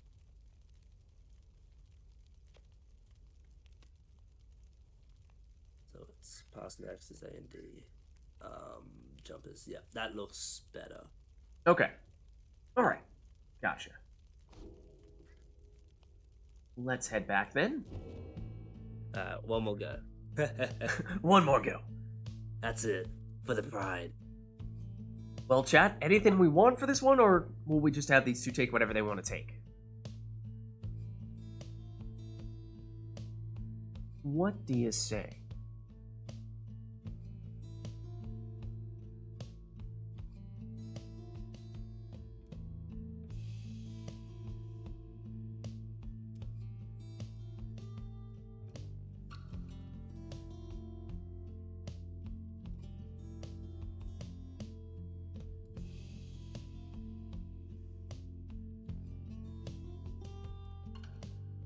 Not seeing anything here, though. So why don't we get back in on the action?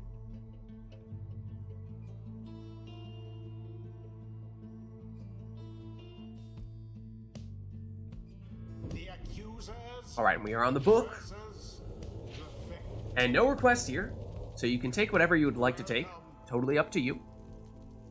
Who shall conduct the rites?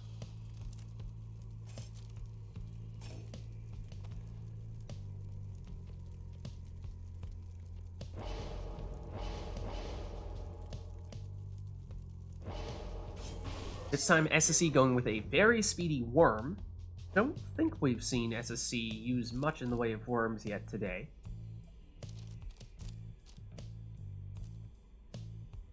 I think this might be my last game, actually. Okay. Alright then, so heads up chat, if there is anyone who would like to jump in, it sounds like SSE will be switching out soon. So in that case, prepare yourself accordingly. If you would like to do so.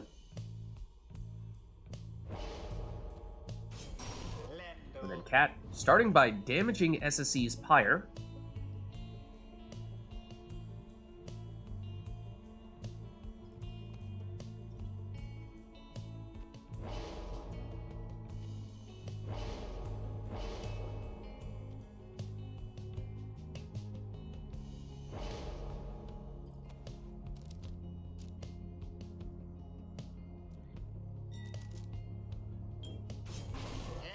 Then SSC going with the banishing throws on Headwind. You don't see that too often.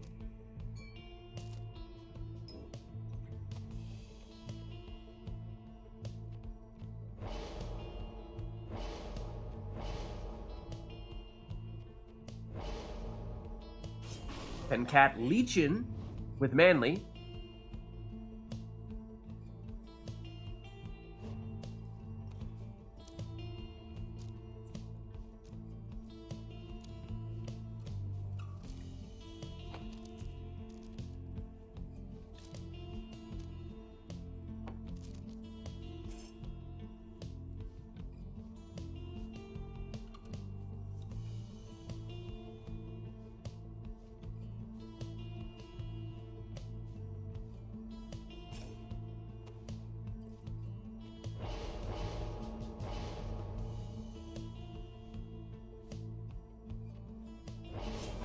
Then SSE goes for the quick respawn and fell swoop on his harp.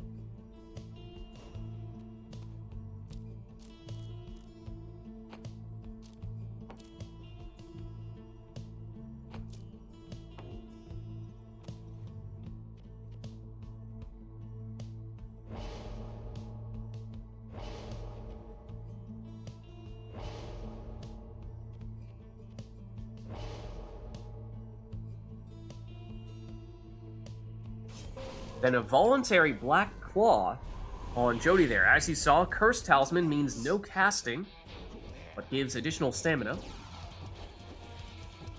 Oh, and good maneuverability there from Cat, but SSE with just enough to intercept that would-be throw. Here comes Cat, though. Jody down. Lendl trying to exact some revenge, but it's now SSE on the counterattack.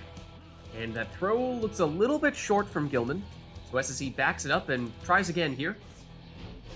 But down Gilman goes. Cat now with Jody. Finds an opening. Plunging here for 30, and as we were saying earlier, Cat did take a talisman to reduce SSE's starting Pyre life by 10. Gilman. This time the throw is short. Gilman's still in it. And banishes 2 defenders. And this throw is good for 7. Gilman again. Speeds past Jody. This time throws it in for the full 15. Gilman. This time goes for the plunge for 15. No prayer beads on him means he's out for this round. Jody banished by Pamitha, and here is Pamitha, plunging for 20. Lendl, first the orb here. Trying to find an opening and avoids several defenders, but his throw is intercepted. That is a banishing throw from Headwind, but it's just short of banishing anyone in the process. Cat locks down the orb with the sapling, tries to explode that sapling as Headwind is jumping by, but Headwind avoids getting banished. As we were saying before, banishing throws from Headwind does get rid of 1 with that. But it's Jody on the attack here. Gets rid of 1 defender using that aura that she... Oh, did I say extra stamina? I should have said. Maintains the aura when she has the orb, although it does shrink gradually over time.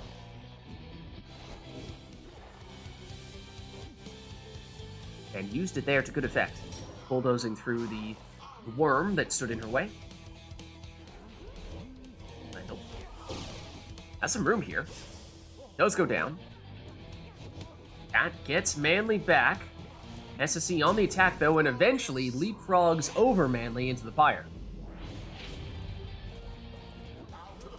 Gilman avoids one cast, and cannot make it past the other defenders, who are forming a wall in front of the Pyre, and all of them go down there.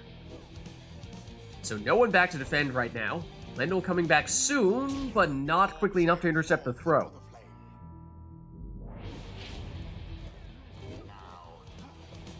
Gilman, he's banished. Emtha causing trouble. Has the orb back here, and makes it in for 20. That drops Cat to 18. Now, Pamtha did not have Prayer Beat, so she's out for this round.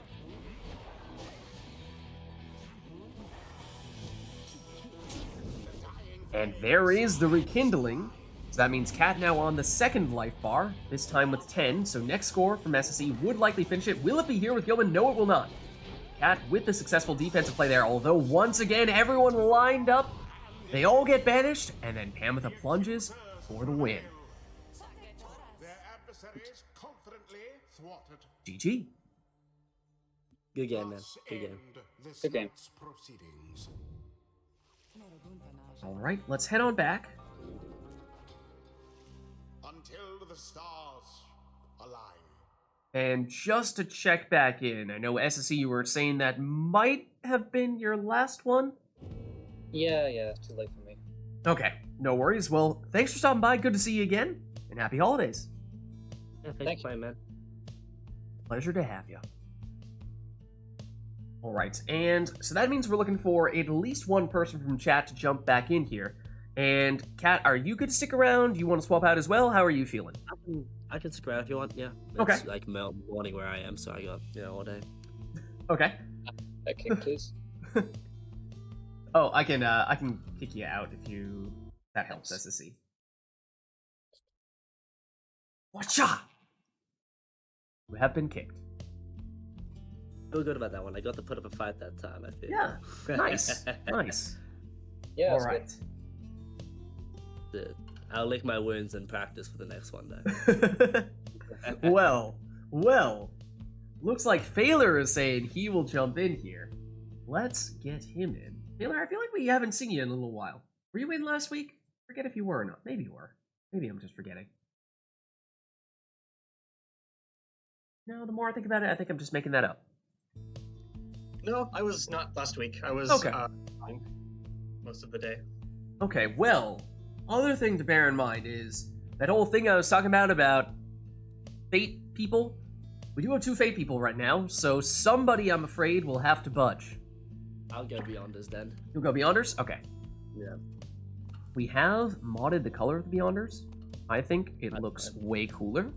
So... Fair enough. And I'm an official sim for Sandra, so I got.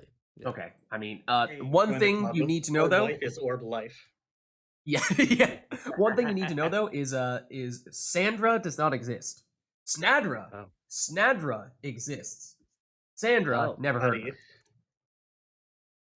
What heresy is this? her. All right, one moment. Let me put in This is a heresy of someone making a typo like 2 years ago and the joke sticking. for a very, very long time.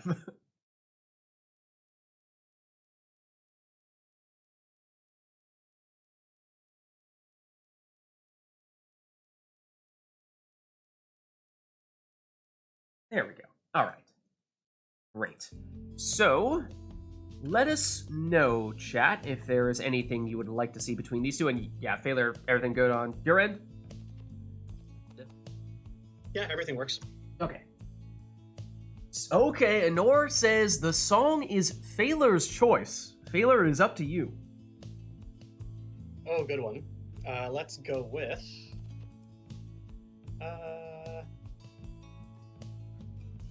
Have we heard Rage Demons today? I don't think, or at least no one's requested it. I don't know if we got a right, random yeah, one. But we can go for that, for sure. Then we've got another fun one. Customize turned off. So that means random exiles, masteries, and talismans, and we won't even see the squad selection screen. We'll just get thrown straight into the right, and it'll be a bit of a guessing game, trying to figure out what team compositions people have. That's how I like Perfect, perfect. All right, we'll see if our players are ready for that. Let the initiation begin. All right, so let us get this thing started then.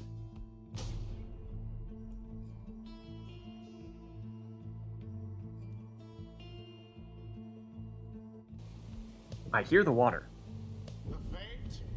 Okay, it's Fall of Solium, not the boat. Phaler with very close to one of his preferred, in fact, one of his preferred teams here. Savage, Imp, Crone.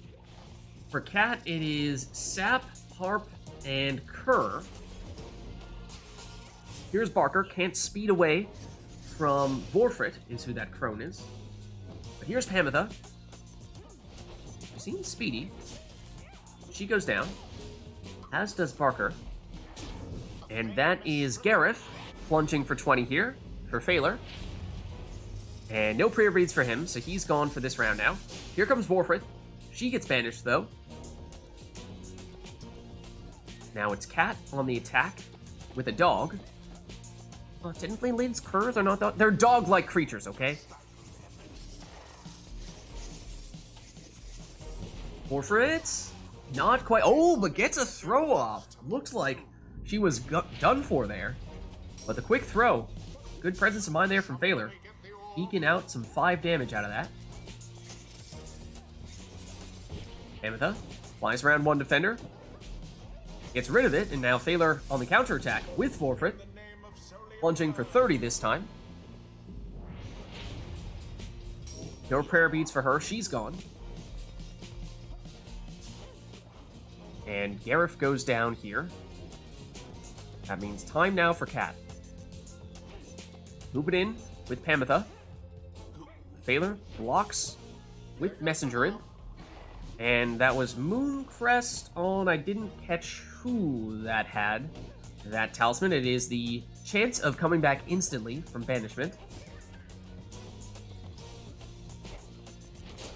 Ooh, and good dodge there from Pamitha. It looks like it is Pamitha who has it. So yes, she will come back very quickly from banishment. Or at least has the chance to. There's Gareth, plunging in here for 20. As we were saying before, no prayer beads for him. He's out for this round. Ooh, Vengeful Vow. That is an exploding Vorfrit for Phaler. Probably not the exile you want to have the explosions on, because those crones have very low hope.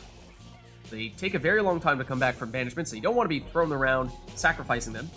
Out with several exiles here that come back quickly from banishment, the exact opposite.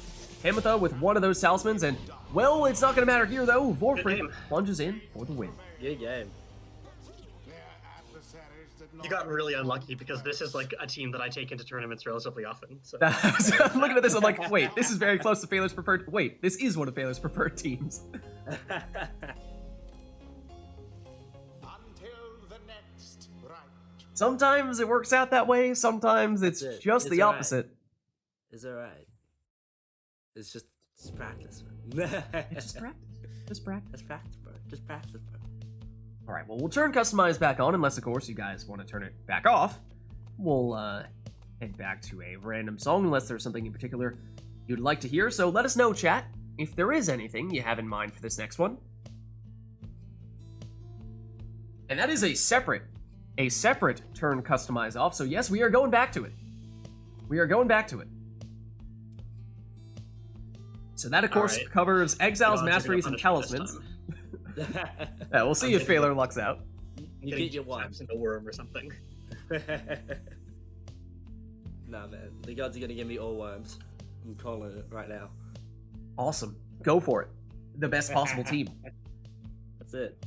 Optimal strategy right there. Zoom. Exactly. Now you're speaking my language. Not as far up as you'd think.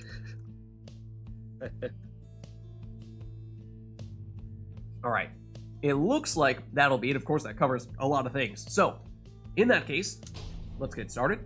Alrighty.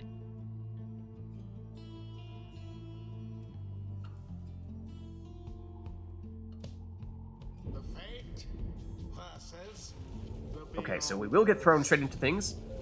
Extra Pyre Life for Phaler, Demon, Sap, and Nomad. For Cat, it is Orleg. then a crone, and an imp. Okay, we'll have to see how these two make this work here. Baylor banished and currently defenseless. No, gets Snadra back just as I say that. So fortunately for Baylor, he can bring back his characters using Sacred Bond. That is something that Cat would like to have with Orlek, otherwise he's going to take a very long time to come back, and that might be why Baylor sees himself here with no one to defend him right now. Everyone banished on Cat's side. Baylor locks down the orb with a sapling. It's a double banishment there. And Snadra, ooh, just barely times the jump there to avoid banishment from the imp, so she plunges for 20. Once again, Baylor putting that sapling on top of the orb. The Cat gets rid of Manly and gets rid of the sapling. Oh, and that's Fairy Spirit on Orlek, which means there is an infinite stamina source over there. Which Cat picks up with Umilda. He speeds forward, oh, but Baylor saw it coming. Back into position to banish her. Baylor with Vizpaleth. Here she is, knocks back the defender and creates just enough room to set up this 30 damage plunge. Ooh, and Cat quick enough to prevent that sapling placement there. Orlek still causing some trouble here, has the orb back, and plunges here for 25. No prayer beads on Orlek, though. He's gone for this round, that means. At the moment, just Raji to defend, but he does just that. But it does mean that now Cat is defenseless. So Baylor with time to charge this one up for the full 30 damage with Vizpaleth.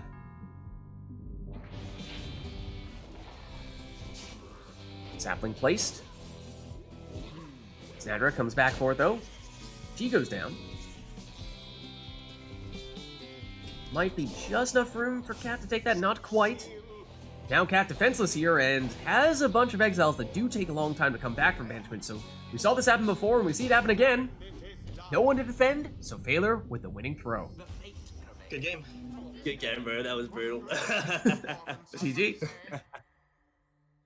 Good game. Good game. GG's. Can you hear that background music from my mic or no? I don't think so. I don't think so. People playing music in my house as well. Until the stars align. Yeah, no worries.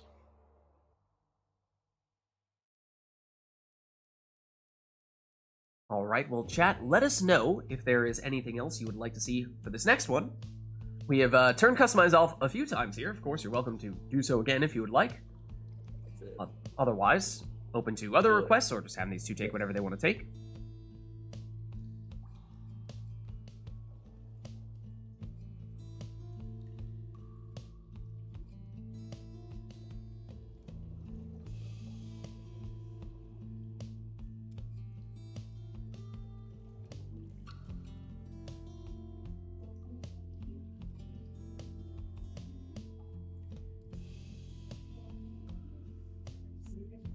Not seeing any requests at the moment, though. Oh, hold on, though. Just as I say that, it's Baylor. Only turn my customize off. I don't want. Let's not turn Pretty Cat Rainbow's customize off. Just mine. Just Baylor's. Okay, this is interesting. This is interesting. All right. So timing-wise, I suppose that mean Baylor. Does your team get randomized at the very beginning, and then Cat can theoretically go over and check what you have, one or? at a time. Okay. Yeah, one at a time. So One at basically, a time. I'll have.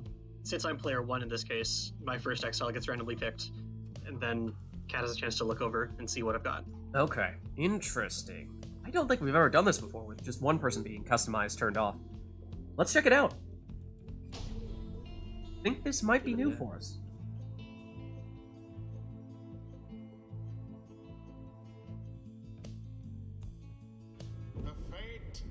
Alright, so it's the book.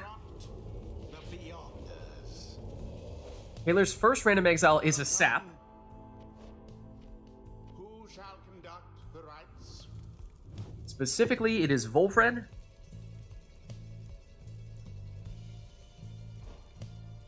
And with rekindling on the talisman. God damn, I've got And numbing Gus. Steel sapling.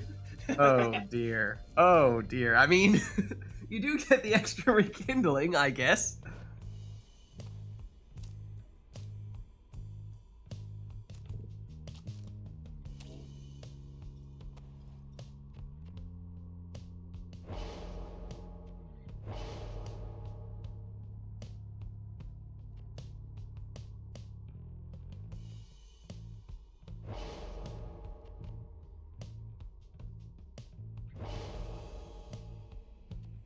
Alright, so Cal lead off with a crone, and I don't think we really got the chance to see what that second exile from Phaler was, so it's also a crone. It is Udmilda, additional banishment time, and then Greater Blast for the cast. Okay, it's the 2 casting masteries there, so There's some synergy. yeah, okay. Yeah, and you have a casted talisman even. Okay, that makes some sense, yeah.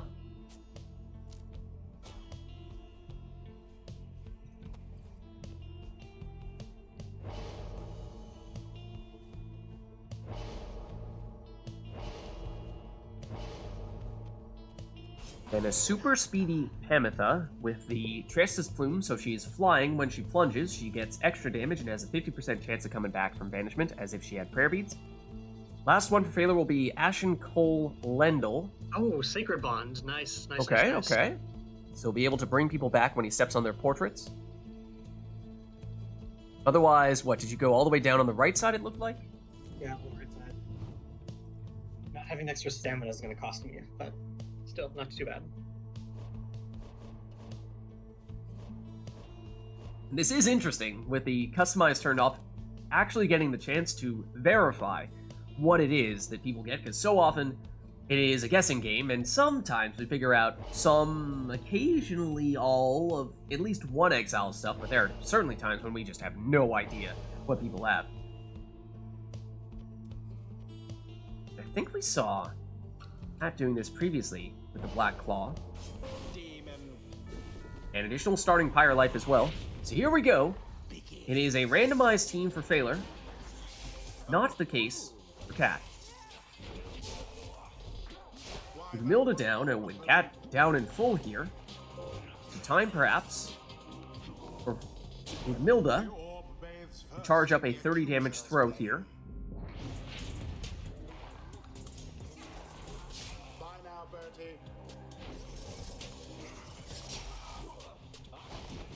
Ametha gets rid of one of the defenders, though Phaler's still with it here, charging up the throw with his sap. That throw hits the mark for 18.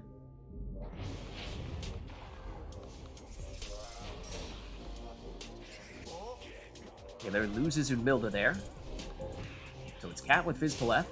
She goes down, as does Lendl, but Phaler able to bring Lendl back using Sacred Bond. So Cat defenseless for the next several seconds. Time for Phaler to charge up this throw. So that'll hit for 30. Sapling placed perfectly on top of the orb there. But Udmilda goes down. Here comes Lendl. Lendl brings back Udmilda. Lendl gets banished, as does Udmilda. So Phaler undermanned here with just Volfred. Ametha trying to force her way in, but she's blocked and banished. Lendl returns, but not for long. Udmilda returns, brings back Lendl, and it's Udmilda on the attack, but she's banished. Here comes Lendl. He banishes one. Oh, and brings back a friend and gets rid of the defenders. That throw is unblockable. So that hits for 30. And that drops Cat to 27. Meaning, in some cases, Phaler may be able to finish this with one score. That's a quick throw, though, so that does not have enough on it.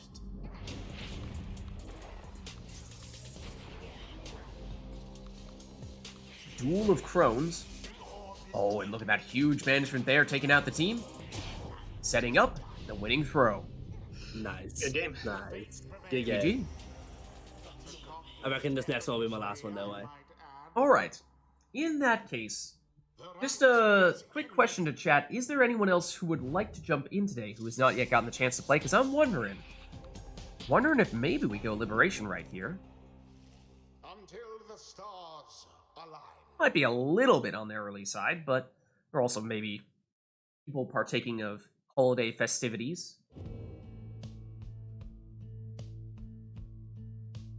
So let me know, chat, if anyone else wants to jump in. Otherwise, I feel like this might be a good opportunity to go Liberation right here.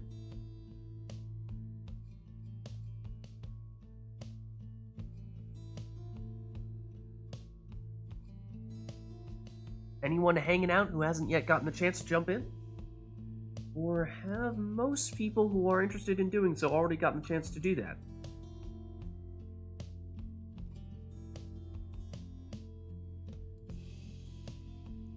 I don't see anyone else in the chat. I think Yeah. it's just us. I mean, unless I were to hop in here, but who wants to see Lids play? Pfft. Don't be silly. Don't be silly. I think this is a good opportunity to go with a Liberation right here and get the chance to have a new Rite Club member to partake of a Liberation Rite. I'd say let's seize that opportunity. Let's go for it. All right, yeah. We'll give All it a right, go. so that means no requests for this one. We will just have both players taking their preferred teams. We will be at the Fall of Solium. Sermon intro on. And for our song here, I'm thinking we go old version of Never to Return for the Beyonders. We've kind of been on the fence here, but I feel like that's generally what we have concluded. Let's turn Failer's Customized back on. All right. I think this will do. So this will be our final rite of the night, our Liberation Rite. As I said, no request for this one. Both players just taking their preferred compositions, so let us finish things in style. Let's give it a go.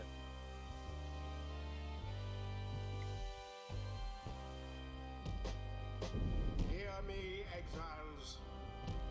You heed the summons to the fall of Solium. Here you shall be tested by your adversary. Let us see which one of you is more deserving. The fates stand prepared. Prepare yourselves, Beyonders.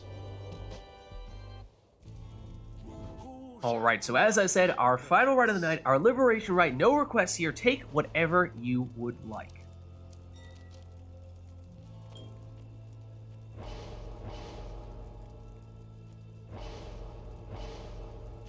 Taylor will go Ninja Almer with the banishing throws so we can teleport to the orb and banish people with those throws.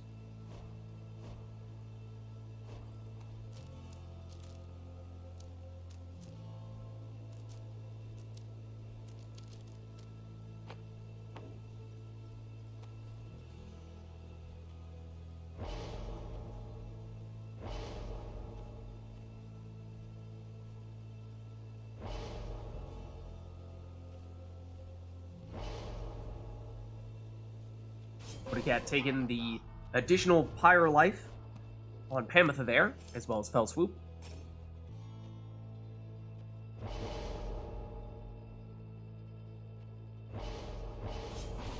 Thaler with Super Portal Raji in that next spot with the Web Lanthorn.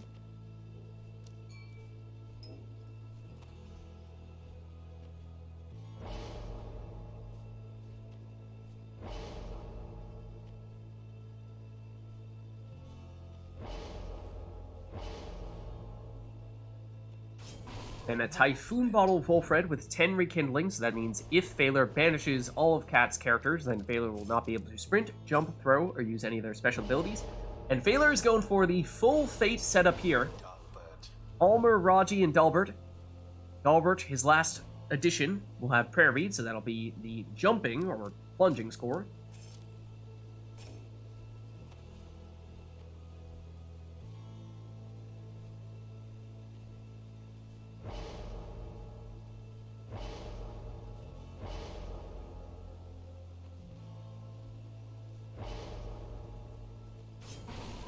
And last one here will be Headwind for Cat, and here we go, our Liberation Rite, final rite of the night. Phaler on the left representing the Fate, Cat on the right representing the Beyonders. Here we go. Best of luck to you both.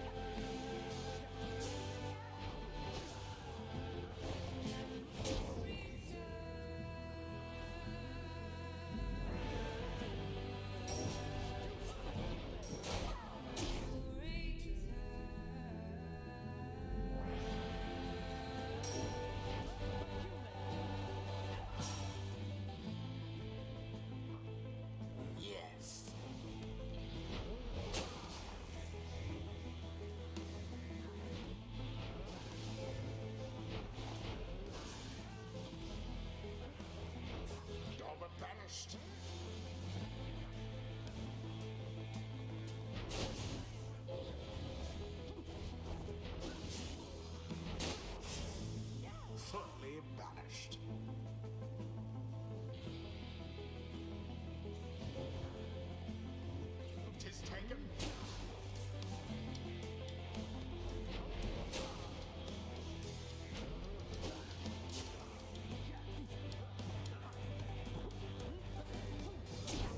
Edwin plunged into their fire.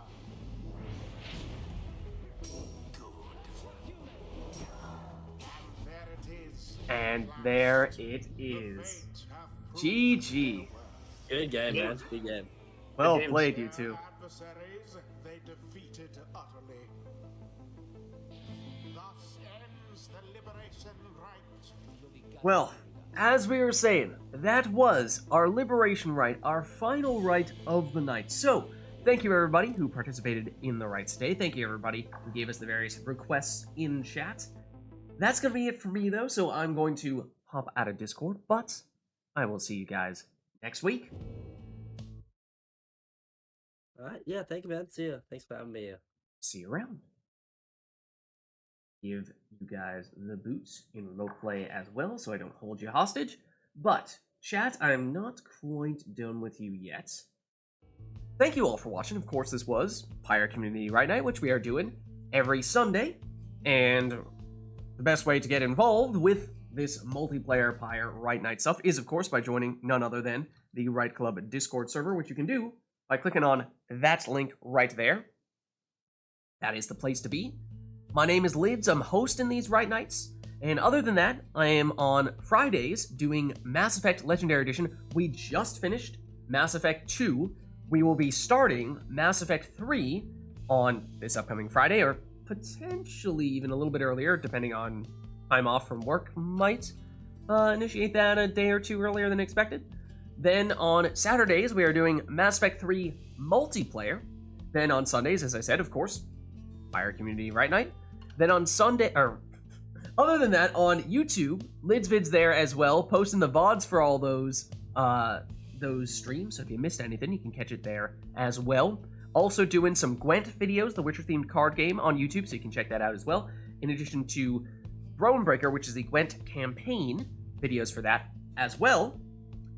That's about it, other than the potential theoretical, maybe possibly Path of Exile stream / build guide happening sometime this upcoming week, depending on if I have enough time / take time off from work to do that.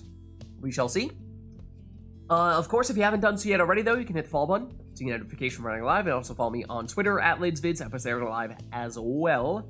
But the best place to stay up to date on all things Lids is actually by joining my own Discord server, which you can do by clicking on that link right there. But that's going to be it for me for tonight, so thank you all for watching. Hope you enjoyed the stream. Happy holidays to you all, and I'll catch you next time.